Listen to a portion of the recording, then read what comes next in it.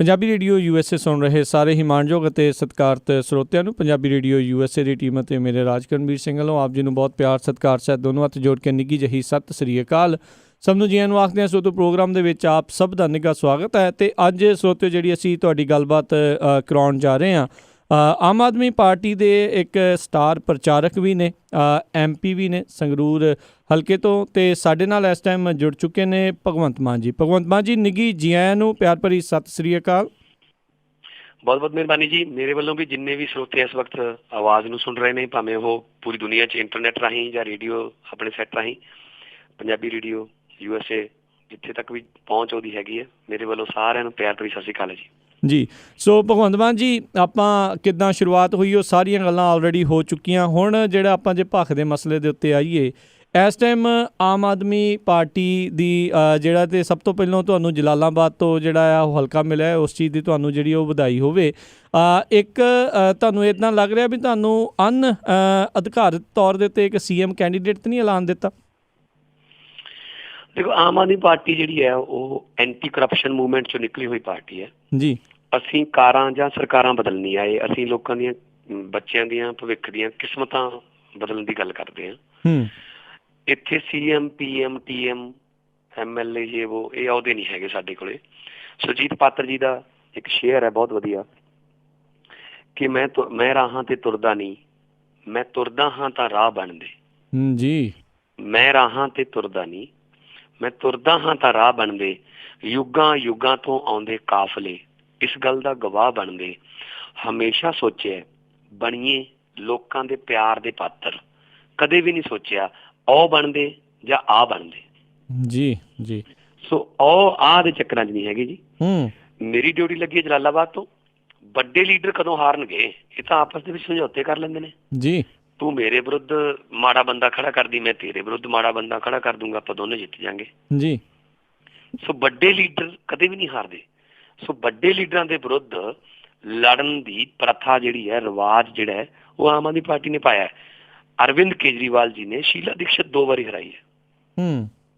ਅੱਜ ਕੱਲ੍ਹ ਰਾਜਨੀਤੀ ਤੋਂ ਸੰਨਿਆਸ ਲੈਣ ਦੇ ਕਿਨਾਰੇ ਆ ਜੀ। ਸੋ ਇਸ ਕਰਕੇ ਵੱਡੇ ਲੀਡਰਾਂ ਦੇ ਵਿਰੁੱਧ ਲੜਨ ਦੀ ਪ੍ਰਥਾ ਹੈ। ਔਰ ਜੇ ਜਰਨੈਲ ਭੱਜ ਜੂਗਾ ਤਾਂ ਫਿਰ ਫੌਜਾਂ ਕਿਵੇਂ ਲੜਨਗੀਆਂ? ਜਿਸ ਦਿਨ ਦਾ ਐਲਾਨ ਹੋਇਆ, ਤੁਸੀਂ ਯਕੀਨ ਕਰਿਓ ਕਿ ਮੇਰਾ ਸੁਖਬੀਰ ਬਾਦਲ ਦੇ ਵਿਰੁੱਧ ਲੜਨ ਦਾ ਐਲਾਨ ਹੋਇਆ, ਤਾਂ ਆਮ ਆਦਮੀ ਪਾਰਟੀ ਦੇ ਵਿੱਚ ਨਵੀਂ ਜਾਨ, ਸਾਡੇ ਵਲੰਟੀਅਰਾਂ ਦੇ ਵਿੱਚ ਨਵੀਂ ਰੂਹ ਫੂਕੀ ਗਈ ਜੀ। ਕਿ ਅਸੀਂ ਜਦੋਂ ਅਸੀਂ ਸਟੇਜਾਂ ਤੇ ਸਿਰਫ ਉਹਨਾਂ ਨੂੰ ਭੰਡਦੇ ਹਾਂ, ਉਹਨਾਂ ਦੀਆਂ ਕਮੀਆਂ ਗਿਣਾਉਂਦੇ ਹਾਂ, ਇਕੱਲਾ ਸਿਰਫ ਇਹ ਨਹੀਂ ਹੈਗਾ, ਅਸੀਂ ਉਹਨਾਂ ਦੇ ਵਿਰੁੱਧ ਲੜਦੇ ਵੀ ਹਾਂ, ਤਾਂ ਫਿਰ ਫੌਜਾਂ ਦਾ ਹੌਸਲਾ ਵੱਧਦਾ ਜੀ। ਬਿਲਕੁਲ ਬਿਲਕੁਲ। ਅਤੇ ਸਾਰੇ ਜਾਣੇ ਇਸ ਟਾਈਮ ਉਮੀਦ ਲਾ ਰਹੇ ਆ ਵੀ ਜਲਾਲਾਬਾਦ ਤੋਂ ਸੁਖਬੀਰ ਬਾਦਲ ਜਿਹੜੇ ਉਹ ਖੜਨਗੇ ਤੁਹਾਡੇ ਖਿਲਾਫ ਵੀ, ਅਤੇ ਜੇ ਉਹ ਨਹੀਂ ਖੜਦੇ ਤਾਂ ਫਿਰ ਜਿੱਥੋਂ ਉਹ ਖੜਨਗੇ ਤੁਸੀਂ ਉੱਥੋਂ ਵੀ ਮੁੜ ਕੇ ਪੇਪਰ ਭਰੋਗੇ? ਹਾਂਜੀ। ਪਹਿਲੀ ਗੱਲ ਤਾਂ ਮੈਂ ਸੁਖਬੀਰ ਬਾਦਲ ਜੀ ਦੇ ਪ੍ਰਧਾਨ ਨੇ ਜੀ ਅਕਾਲੀ ਦਲ ਦੇ, ਮੈਂ ਉਹਨਾਂ ਨੂੰ ਹੱਥ ਬੰਨ੍ਹ ਕੇ ਬੇਨਤੀ ਕਰਦਾ ਕਿ ਜਲਾਲਾਬਾਦ ਤੋਂ ਲੜਿਓ ਜੀ। ਠੀਕ ਹੈ ਨਾ? ਠੀਕ ਹੈ ਜੀ। ਵੈਸੇ ਕੱਲ੍ਹ ਉਹਨਾਂ ਦਾ ਬਿਆਨ ਆਇਆ ਕਿ ਮੈਂ ਸਰਵੇ ਕਰਾਊਂਗਾ। ਅੱਛਾ ਜੀ। ਤੁਸੀਂ ਇੱਥੋਂ ਹੀ ਦੇਖ ਲਓ, ਜਿਹੜੇ ਕਹਿੰਦੇ ਸੀ ਰਾਜ ਕਰਾਂਗੇ 25 ਸਾਲ, ਹੁਣ ਉਹ ਸਰਵਿਆਂ ਤੇ ਆ ਗਏ ਜੀ। ਜੇ ਇੰਨਾ ਪੈਸਾ, ਜੇ ਤੁਸੀਂ ਇੰਨਾ ਹੀ ਵਿਕਾਸ ਕੀਤਾ ਹੈ, ਫਿਰ ਸਰਵੇ ਕਿਉਂ ਕਰਾਉਂਦੇ ਹੋ? ਹਜੇ ਤੱਕ ਸੁਖਬੀਰ ਬਾਦਲ ਨੇ ਆਪਣੀ ਸੀਟ ਡਿਕਲੇਅਰ ਨਹੀਂ ਕੀਤੀ ਜੀ। ਮੈਂ ਕਰਤੀ। ਚਲੋ ਖੈਰ, ਜੇ ਉਹ ਕਿਤੋਂ ਹੋਰ ਵੀ ਲੜਨਗੇ ਤਾਂ ਆਮ ਆਦਮੀ ਪਾਰਟੀ ਵੱਲੋਂ ਐਲਾਨ ਹੈ, ਇਹ ਅਰਵਿੰਦ ਕੇਜਰੀਵਾਲ ਜੀ ਸਾਡੇ ਕਨਵੀਨਰ ਨੇ, ਕਿ ਜਿੱਥੇ ਵੀ ਜਾਊਗਾ ਫਿਰ ਮੈਂ ਉੱਥੇ ਜਾਊਂਗੀ ਜੀ। ਠੀਕ ਹੈ ਜੀ। ਅਤੇ ਬਿਲਕੁਲ ਜੀ, ਅਤੇ ਦੇਖਦੇ ਹਾਂ ਜੀ ਕਿਸ ਤਰੀਕੇ ਨਾਲ ਉਹ ਗੱਲ ਬਣਦੀ ਹੈ। ਅਤੇ ਭਗਵੰਤ ਮਾਨ ਜੀ, ਅਗਲੀ ਜੇ ਆਪਾਂ ਗੱਲ ਕਰੀਏ, ਜਿਸ ਦਾ ਬਹੁਤ ਜ਼ਿਆਦਾ ਜਿਹੜਾ ਬਾਹਰ ਵੀ ਖਾਸ ਕਰਕੇ ਜਿਹੜਾ ਚਰਚਾ ਬਹੁਤ ਚੱਲਦੀ ਆ, ਕਈਆਂ ਦਾ ਇਹ ਦਾਅਵੇ ਨੇ ਜਾਂ ਇਹ ਦੋਸ਼ ਨੇ, ਕਥਿਤ ਦੋਸ਼ ਨੇ ਵੀ ਆਮ ਆਦਮੀ ਪਾਰਟੀ ਨੇ ਟਿਕਟਾਂ ਪੈਸੇ ਲੈ ਕੇ ਦਿੱਤੀਆਂ। ਕੀ ਕੁਛ ਇਹਨਾਂ ਦੇ ਵਿੱਚ ਕੋਈ ਕਿਸੇ ਤਰੀਕੇ ਦੀ ਸੱਚਾਈ ਹੈ? ਜੇ ਨਹੀਂ ਹੈ ਤਾਂ ਤੁਹਾਡੇ ਵੱਲੋਂ ਉਹਨਾਂ ਨੂੰ ਕੀ ਜਿਹੜਾ ਉੱਤਰ ਹੈਗਾ? ਇੱਕ ਸਿੰਗਲ ਵੀ ਕੋਈ ਸਬੂਤ ਦੇ ਦਿਓ ਜੀ। ਇੱਕ ਸਿੰਗਲ ਸਬੂਤ, ਨੋਟ ਓਨਲੀ ਕਰੋੜਾਂ ਦੀ ਗੱਲ ਨਹੀਂ ਜੀ ਜੀ, 10 ਰੁਪਈਆਂ ਦਾ ਨੋਟ ਵੀ ਕਿਸੇ ਤੋਂ ਲਿਆ ਹੋਵੇ ਤਾਂ ਅਸੀਂ ਪਾਰਟੀ ਬੰਦ ਕਰ ਦਾਂਗੇ। ਠੀਕ ਹੈ ਜੀ। ਇਸ ਲੈਵਲ ਤੱਕ ਅਸੀਂ ਕਹਿੰਦੇ। ਮੈਂ ਤੁਹਾਨੂੰ ਦੱਸਦਾ ਜੀ, ਰੋਪੜ ਤੋਂ ਅਮਰਜੀਤ ਸਿੰਘ ਲੜ ਰਿਹਾ, ਟੈਕਸੀ ਡਰਾਈਵਰ ਹੈ ਜੀ। ਉਹ 2 ਕਰੋੜ ਰੁਪਏ ਉਹਨੇ ਕਦੇ ਠੀਕਰੀ ਦੀਆਂ ਵੀ ਨਹੀਂ ਗਿਣੀਆਂ ਹੋਣੀਆਂ। ਗੁਰਪ੍ਰੀਤ ਲਾਪਰਾ ਪਾਇਲ ਤੋਂ ਲੜ ਰਿਹਾ। ਅੱਜ ਮੈਂ ਉਹਦੇ ਫੰਕਸ਼ਨ ਅੱਜ ਮੈਂ ਉਹਦੇ ਏਰੀਏ 'ਚ ਜਾ ਰਿਹਾ ਜੀ। ਸਕੂਟਰ ਦੇ ਉੱਤੇ ਪਿੰਡ ਪਿੰਡ ਜਾ ਕੇ ਪ੍ਰਚਾਰ ਕਰਨ ਵਾਲਾ ਵਲੰਟੀਅਰ ਹੈ। ਜਿਸ ਦਿਨ ਟਿਕਟ ਮਿਲੀ ਉਹਨੂੰ ਫੋਨ ਕੀਤਾ ਦੋਸਤਾਂ ਨੇ, ਕਹਿੰਦੇ ਤੂੰ ਘਰੇ ਚੱਲ ਜਾ, ਤੈਨੂੰ ਟਿਕਟ ਮਿਲ ਗਈ, ਲੋਕ ਵਧਾਈਆਂ ਦੇਣ ਵਾਲੇ ਆ ਗਏ। 27 ਸਾਲ ਦੀ ਕੁੜੀ ਰੁਪਿੰਦਰ ਰੂਬੀ ਬਠਿੰਡਾ ਦਿਹਾਤੀ ਤੋਂ ਲੜ ਰਹੀ ਹੈ, PhD ਕਰ ਰਹੀ ਹੈ ਜੀ। ਦਲਿਤ ਪਰਿਵਾਰ ਦੀ ਕੁੜੀ ਹੈ। ਹੋਸਟਲ ਦੇ ਵਿੱਚ ਬੈਠੀ ਸੀ ਪੰਜਾਬੀ ਯੂਨੀਵਰਸਿਟੀ ਦੇ। ਵਾਰਡਨ ਨੇ ਆ ਕੇ ਕਿਹਾ ਕਿ ਬੀਬਾ ਤੈਨੂੰ ਛੁੱਟੀ ਦੇ ਦਿੰਦੇ ਆ, ਤੈਨੂੰ ਟਿਕਟ ਮਿਲ ਗਈ, ਟੈਲੀਵਿਜ਼ਨ ਤੇ ਚਲੀ ਜਾਂਦਾ, ਤੂੰ ਘਰੇ ਚੱਲ ਜਾ। 25 ਸਾਲ ਦਾ ਸਮਰਵੀਰ ਫਾਜ਼ਿਲਕਾ ਲੜ ਰਿਹਾ। ਬੇਰੁਜ਼ਗਾਰ ਲਾਈਨਮੈਨ ਯੂਨੀਅਨ ਦਾ ਪ੍ਰਧਾਨ, ਜਿਹੜੇ 7 ਸਾਲ ਤੋਂ ਬਾਦਲਾਂ ਦੀਆਂ ਗੱਡੀਆਂ ਮੂਹਰੇ ਲਿਟ ਜਾਂਦੇ ਨੇ, 7 ਟਾਂਕੇ ਲੱਗੇ ਸਿਰਾਂ 'ਚ ਲਾਠੀ ਚਾਰਜਾਂ ਕਰਕੇ। ਬੇਰੁਜ਼ਗਾਰ ਲਾਈਨਮੈਨ ਯੂਨੀਅਨ ਦਾ ਪ੍ਰਧਾਨ ਪਿਰਮਲ ਖਾਲਸਾ ਜੀ, ਭਦੌੜ ਰਿਜ਼ਰਵ ਤੋਂ ਉਹਨੂੰ ਟਿਕਟ ਦਿੱਤੀ ਹੈ ਜੀ। ਸੋਚ ਸਕਦੇ ਹੋ ਕਦੇ ਕਿ ਬੇਰੁਜ਼ਗਾਰਾਂ ਨੂੰ ਟਿਕਟ ਦੇ ਦੂਗੀ ਕੋਈ ਪਾਰਟੀ ਜੀ। ਪ੍ਰਿੰਸੀਪਲ ਬਲਦੇਵ ਸਿੰਘ ਆਜ਼ਾਦ ਮਲੋਟ ਤੋਂ ਲੜ ਰਹੇ ਨੇ। ਗਰੀਬ ਕੁੜੀਆਂ ਨੂੰ ਪਿਛਲੇ ਕਈ ਦਹਾਕਿਆਂ ਤੋਂ ਮੁਫਤ ਦੇ ਵਿੱਚ ਸਿੱਖਿਆ ਦੇ ਰਹੇ ਨੇ ਜੀ। ਅਟਾਰੀ ਤੋਂ ਮਾਸਟਰ ਜੀ ਲੜ ਰਹੇ ਨੇ, ਜਿਹੜੇ ਟੀਚਰ ਯੂਨੀਅਨ ਦੇ ਵਾਈਸ ਪ੍ਰੈਜ਼ੀਡੈਂਟ ਸੀ। ਹਰਜੋਤ ਬੈਂਸ ਸਾਹਨੇਵਾਲ ਤੋਂ ਲੜ ਰਹੇ ਜੀ, ਆਮ ਘਰ ਦਾ ਮੁੰਡਾ ਹੈ ਜੀ। ਸੰਤੋਖ ਸਿੰਘ ਸਲਾਣਾ ਬੱਸੀ ਪਠਾਣਾ ਤੋਂ ਲੜ ਰਿਹਾ। 25 ਗਜ ਦੇ ਘਰ 'ਚ ਰਹਿੰਦਾ। 2002 ਮੋਟਰਸਾਈਕਲ ਹੈ, 2002 ਮਾਡਲ। ਕਹਿੰਦੇ ਟਿਕਟਾਂ ਪੈਸੇ ਲੈ ਕੇ, ਪੈਸੇ ਕਮਾਉਣ ਵਾਲੇ ਕੰਮ ਤਾਂ ਸਾਰੇ ਛੱਡੀ ਫਿਰਦੇ ਆ ਜੀ ਸਰ ਜੀ। ਅਸੀਂ ਰਾਜਨੀਤੀ 'ਚ ਪੈਸੇ ਕਮਾਉਣ ਨਹੀਂ ਆਏ, ਅਸੀਂ ਲੋਕਾਂ ਦਾ ਲੁੱਟਿਆ ਹੋਇਆ ਪੈਸਾ ਵਾਪਸ ਦਿਵਾਉਣ ਆਏ ਆ ਜੀ। ਇਲਜ਼ਾਮ ਲਾਈ ਜਾਣ, ਕਿਉਂਕਿ ਮੀਡੀਆ ਇਹਨਾਂ ਕੋਲੇ ਹੈ ਸਾਰਾ ਕੁਛ, ਇਲਜ਼ਾਮ ਲਾਈ ਜਾਣ, ਸਾਨੂੰ ਕੋਈ ਫਰਕ ਨਹੀਂ। ਜਿੰਨਾ ਚਿਰ ਲੋਕ ਸਾਡੇ ਨਾਲ ਨੇ, ਅਸੀਂ ਲੋਕਾਂ ਦੇ ਨਾਲ ਆ ਜੀ ਜੀ। ਤੁਸੀਂ ਮੇਰੀ ਉਦਾਹਰਨ ਦੇ ਦਿਓ ਜੀ ਜੀ। ਬਿਲਕੁਲ ਕਰੋੜਾਂ ਰੁਪਈਆ ਮੈਂ ਬਾਹਰਲੇ ਮੁਲਕਾਂ ਸ਼ੋਅ ਕਰਕੇ, ਫਿਲਮਾਂ ਕਰਕੇ, ਟੈਲੀਵਿਜ਼ਨ ਤੇ ਸੀਰੀਅਲ ਕਰਕੇ ਮੈਂ ਕਮਾ ਸਕਦਾ ਸੀ ਜੀ। ਤੇ ਮੈਂ ਟਿਕਟਾਂ ਵੇਚਣਾ ਹੈ ਜੀ ਇੱਥੇ। ਆਮ ਘਰਾਂ ਦੇ ਬੱਚੇ, ਆਮ ਘਰਾਂ ਦੇ ਮੁੰਡੇ ਲੜ ਰਹੇ ਨੇ ਜੀ। ਸੋ ਇਸ ਕਰਕੇ ਇਹ ਇਲਜ਼ਾਮ ਲਾਉਣਾ ਕਿ ਟਿਕਟਾਂ ਵੇਚਦੇ ਨੇ, ਇਹ ਟਿਕਟਾਂ ਇਹਨਾਂ ਦੇ ਵਿਕਦੀਆਂ ਨੇ। ਆਹ ਭੱਠਲ ਦਾ ਕੋਟਾ ਹੈ ਜੀ, ਆਹ ਦੂਲੋ ਦਾ ਕੋਟਾ ਹੈ ਜੀ, ਆਹ ਬਾਜਵੇ ਦਾ ਕੋਟਾ ਹੈ ਜੀ, ਆਹ ਬ੍ਰਹਮਪੁਰੇ ਦਾ ਕੋਟਾ ਹੈ ਜੀ, ਆਹ ਢੀਂਡਸੇ ਦਾ ਕੋਟਾ ਹੈ। ਅੱਛਾ ਹੁਣ ਤੁਸੀਂ ਦੱਸੋ ਜੀ, ਸੁਨਾਮ ਤੋਂ ਪਰਮਿੰਦਰ ਢੀਂਡਸਾ ਛੱਡ ਕੇ ਲਹਿਰੇ ਅੱਗੇ ਚਲਾ ਗਿਆ। ਧੂਰੀ ਤੋਂ ਜਿਹੜਾ ਜਿੱਤਿਆ ਹੋਇਆ MLA ਹੈ ਗੋਬਿੰਦ ਲੌਂਗੋਵਾਲ, ਉਹਨੂੰ ਸੁਨਾਮ ਭੇਜਤਾ ਜੀ। ਫਲਾਣੇ ਨੂੰ ਫਲਾਣੇ ਥਾਂ ਭੇਜਤਾ। ਇਹ ਹਲਕੇ ਬਦਲ ਰਹੇ ਨੇ, ਪਰ ਕਬੂਤਰ ਦੇ ਅੱਖਾਂ ਵਿੱਚ ਨਾ ਬਿੱਲੀ ਨਹੀਂ ਭੱਜਦੀ ਜੀ। ਇਸ ਵਾਰ ਇਹਨਾਂ ਦੀਆਂ ਜ਼ਮਾਨਤਾਂ ਜ਼ਬਤ ਹੋਣਗੀਆਂ। ਇਹ ਬਿਲਕੁਲ ਝੂਠੇ ਇਲਜ਼ਾਮ ਨੇ। ਸਿੰਗਲ ਪੈਸਾ, ਸਿੰਗਲ 1 ਰੁਪਈਏ ਦੀ ਵੀ ਕੋਈ ਸ਼ਿਕਾਇਤ ਕਰਦੇ, ਅਸੀਂ ਜਵਾਬ ਦਿਆਂ ਜੀ ਜੀ। ਅਸੀਂ ਸਾਨੂੰ ਚੁਰਾਹੇ 'ਚ ਖੜਾ ਕੇ ਗੋਲੀ ਮਾਰ ਦਿਓ ਜੀ ਜੀ। ਤੇ 1 ਰੁਪਈਆ ਵੀ ਕਿਸੇ ਤੋਂ ਲਿਆ ਹੋਵੇ ਜੀ। ਅਸੀਂ ਚਾਹੁੰਦੇ ਹਾਂ ਪੰਜਾਬ ਜਿੱਤੀਏ। ਅਸੀਂ ਚਾਹੁੰਦੇ ਹਾਂ ਕਿ ਸਾਡੇ ਪੰਜਾਬ ਨੂੰ ਦੁਬਾਰੇ ਪੰਜਾਬ ਬਣਾ ਲਈਏ। ਕੈਲੀਫੋਰਨੀਆ, ਲੰਡਨ, ਪੈਰਿਸ ਬਣਾਉਣ ਦੀ ਲੋੜ ਨਹੀਂ ਜੀ। ਤੇ ਭਗਵੰਤ ਮਾਨ ਜੀ, ਜੇ ਇਸੇ ਦੇ ਨਾਲ ਜੁੜੀ ਜੇ ਆਪਾਂ ਅਗਲੀ ਗੱਲ ਕਰੀਏ ਵੀ ਕਈ ਟਿਕਟਾਂ ਐਸੀਆਂ ਵੀ ਨੇ ਜਿਹੜੀਆਂ ਦੇ ਕੇ ਮੁੜ ਵਾਪਸ ਲਈਆਂ ਗਈਆਂ, ਕੀ ਉਸ ਦੇ ਪਿੱਛੇ ਕਾਰਨ ਰਹੇ? ਹਾਂਜੀ ਬਿਲਕੁਲ, ਬਹੁਤ ਅੱਛਾ ਸਵਾਲ ਹੈ। Aam Aadmi party super micro management ਕਰਦੀ ਹੈ ਜੀ। 1 ਘੰਟੇ ਦੀ ਖਬਰ ਜਾਂਦੀ ਹੈ ਜੀ ਅਰਵਿੰਦ ਕੇਜਰੀਵਾਲ ਜੀ ਕੋਲੇ, DAC ਕੋਲੇ ਜੀ। ਕਿਤੇ ਇਹ ਨਾ ਹੋਵੇ ਨਾ ਕਿ ਕਿਸੇ ਨੂੰ ਟਿਕਟ ਮਿਲ ਗਈ ਤੇ ਉਹ ਘਰੇ ਬਹਿ ਗਿਆ ਕਿ ਮੈਨੂੰ ਤਾਂ ਅਰਵਿੰਦ ਕੇਜਰੀਵਾਲ ਦੀ ਰੈਲੀ ਜਾਂ ਭਗਵੰਤ ਮਾਨ ਦੀ ਰੈਲੀ ਹੋਊਗੀ ਤੇ ਮੈਂ MLA ਬਣ ਜਾਊਂਗਾ। ਉਹ ਮਿਹਨਤ ਨਹੀਂ ਕਰ ਰਿਹਾ, ਉਹ ਡੋਰ ਟੂ ਡੋਰ ਨਹੀਂ ਜਾ ਰਿਹਾ। ਪ੍ਰੋਜੈਕਟਰ ਜਿੰਨੇ ਕਹੇ ਸੀਗੇ, ਜਿੰਨੀਆਂ ਉਹਨੇ ਮੂਵੀ ਦਿਖਾਉਣੀਆਂ ਸੀ ਦੇਸ਼ ਦੀ ਹਾਲਾਤ ਦੀਆਂ, ਪੰਜਾਬ ਦੇ ਹਾਲਾਤ ਦੀਆਂ, ਉਹ ਨਹੀਂ ਦਿਖਾ ਰਿਹਾ। ਉਹ ਰੈਲੀਆਂ ਨਹੀਂ ਪ੍ਰੋਪਰ ਕਰ ਰਿਹਾ, ਉਹਨੇ ਪੋਸਟਰ ਨਹੀਂ ਪ੍ਰੋਪਰ ਲਾਏ। ਤਾਂ ਫਿਰ ਆਮ ਆਦਮੀ ਪਾਰਟੀ ਜਿਹੜੀ ਆ ਉਹ ਹਰ ਘੰਟੇ ਦੀ ਨਜ਼ਰ ਰੱਖਦੀ ਹੈ। ਬਹੁਤ ਸਾਰੇ ਰੈੱਡ ਜ਼ੋਨ 'ਚ ਆ ਜਾਂਦੇ ਨੇ। ਰੈੱਡ ਜ਼ੋਨ ਮੀਨ ਡੇਂਜਰ ਜ਼ੋਨ ਜੀ। ਉਹਨਾਂ ਨੂੰ ਫਿਰ ਵਾਰਨਿੰਗ ਦਿੱਤੀ ਜਾਂਦੀ ਹੈ ਕਿ ਅਗਲੇ 10 ਦਿਨਾਂ ਦੇ ਵਿੱਚ ਅਪ ਕਰੋ, ਤੁਹਾਡਾ ਅਪ ਟੂ ਮਾਰਕ ਨਹੀਂ ਚੱਲ ਰਿਹਾ ਜੀ। ਕਿਉਂਕਿ ਲੜਾਈ ਬਹੁਤ ਵੱਡਿਆਂ ਨਾਲ ਹੈ। ਲੜਾਈ ਅਕਾਲੀਆਂ ਦਲ ਦੇ ਗੁੰਡਿਆਂ ਨਾਲ ਹੈ। ਲੜਾਈ ਜਿਹੜੀ ਹੈ ਉਹ ਕਾਂਗਰਸ 120 ਸਾਲ ਪੁਰਾਣੀ ਪਾਰਟੀ ਨਾਲ ਹੈ। ਵੀ ਡੋਂਟ ਟੇਕ ਇਟ ਈਜ਼ੀ। ਤੇ ਜੇ ਉਹ 10 ਦਿਨਾਂ ਦੇ ਬਾਅਦ ਵੀ ਨਹੀਂ ਉਹਦਾ ਕੋਈ ਅਪ ਹੁੰਦਾ ਤਾਂ ਫਿਰ ਆਮ ਆਦਮੀ ਪਾਰਟੀ ਟਿਕਟ ਬਦਲ ਦਿੰਦੀ ਹੈ। ਆਮ ਆਦਮੀ ਪਾਰਟੀ 'ਚ ਟਿਕਟ ਲੈਣੀ ਸੌਖੀ ਹੈ, ਟਿਕਟ ਰੱਖਣੀ ਬਹੁਤ ਔਖੀ ਹੈ। ਜੇ ਮਿਹਨਤ ਕਰੋਗੇ ਤਾਂ ਟਿਕਟ ਬਦਲੂਗੀ, ਅਦਰਵਾਈਜ਼ ਲਾਸਟ ਆਵਰ ਤੇ ਵੀ ਟਿਕਟ ਬਦਲ ਸਕਦੀ ਹੈ। ਮੈਂ ਐਗਜ਼ਾਮਪਲ ਦਿੰਦਾ ਇੱਕ, ਉਦੋਂ ਮੈਂ ਆਮ ਆਦਮੀ ਪਾਰਟੀ 'ਚ ਨਹੀਂ ਸੀਗਾ, ਮੈਂ PPP ਸੀ ਜੀ। ਜਦੋਂ ਪਹਿਲੀ ਵਾਰ ਆਮ ਆਦਮੀ ਪਾਰਟੀ ਲੜੀ ਹੈ, ਜਦੋਂ 28 ਸੀਟਾਂ ਆਈਆਂ ਸੀ ਜੀ, ਰਜੌਰੀ ਗਾਰਡਨ ਤੋਂ ਇੱਕ MLA ਦੀ ਉਮੀਦਵਾਰ ਸੀਗਾ ਜੀ। 2 ਦਿਨ ਇਲੈਕਸ਼ਨ ਤੋਂ 3 ਦਿਨ ਪਹਿਲਾਂ ਉਹਦੇ ਵਿਰੁੱਧ ਕੋਈ ਡੌਰੀ ਦਾ ਪਰਚਾ ਨਿਕਲਿਆ, FIR ਆ ਗਈ ਡੌਰੀ ਦੀ, ਦਾਜ ਦੀ ਜੀ। ਉਸ ਵੇਲੇ ਅਸੀਂ ਉਮੀਦਵਾਰ ਵੀ ਨਹੀਂ ਚੇਂਜ ਕਰ, ਅਸੀਂ ਨਹੀਂ ਮਤਲਬ ਮੈਂ ਉਸ ਵੇਲੇ ਪਾਰਟੀ 'ਚ ਨਹੀਂ ਸੀ ਜੀ। ਉਸ ਵੇਲੇ ਉਮੀਦਵਾਰ ਵੀ ਨਹੀਂ ਚੇਂਜ ਕਰ ਸਕਦੇ ਸੀ ਉਹ, ਕਿਉਂਕਿ ਨੋਮੀਨੇਸ਼ਨ ਹੋ ਜਾਂਦੀ ਜਦੋਂ ਤਾਂ ਚੋਣ ਨਿਸ਼ਾਨ ਮਿਲ ਜਾਂਦਾ ਤੇ ਬਕਾਇਦਾ ਬੈਲਟ ਪੇਪਰ ਤੇ ਨਾਮ ਆ ਜਾਂਦੇ ਨੇ ਸਾਰਿਆਂ ਦੇ। ਪਰ ਕੈਂਡੀਡੇਚਰ ਚੇਂਜ ਕਰਤੀ, ਕੈਂਸਲ ਕਰਤੀ। ਅਰਵਿੰਦ ਕੇਜਰੀਵਾਲ ਨੇ 2 ਰੈਲੀਆਂ ਰਜੌਰੀ ਗਾਰਡਨ 'ਚ ਇਸ ਕੰਮ ਕਰਕੇ ਕੀਤੀਆਂ ਕਿ ਕਿਰਪਾ ਕਰਕੇ ਸਾਨੂੰ ਵੋਟ ਨਾ ਪਾਇਓ, ਰਜੌਰੀ ਗਾਰਡਨ ਵਾਲਿਓ ਝਾੜੂ ਨੂੰ ਵੋਟ ਨਾ ਪਾਇਓ, ਅਸੀਂ ਆਪਣਾ ਉਮੀਦਵਾਰ ਵਾਪਸ ਲੈ ਲਿਆ। ਪਰ ਹਾਂ ਨਿਸ਼ਾਨ ਉਹਦਾ ਹੋਊਗਾ। 69 ਸੀਟਾਂ ਤੋਂ ਲੜੇ ਸੀਗੇ ਜੀ, 70 ਦੀ ਬਜਾਏ ਜੀ। ਇਹ ਪਾਰਟੀ ਹੈ ਜੀ ਸਾਡੀ ਜੀ। ਲਾਸਟ ਆਵਰ ਤੇ ਵੀ ਚੇਂਜ ਕਰ ਦਾਂਗੇ, ਕੋਈ ਪੁਖਤਾ ਸਬੂਤ ਦਿਓ।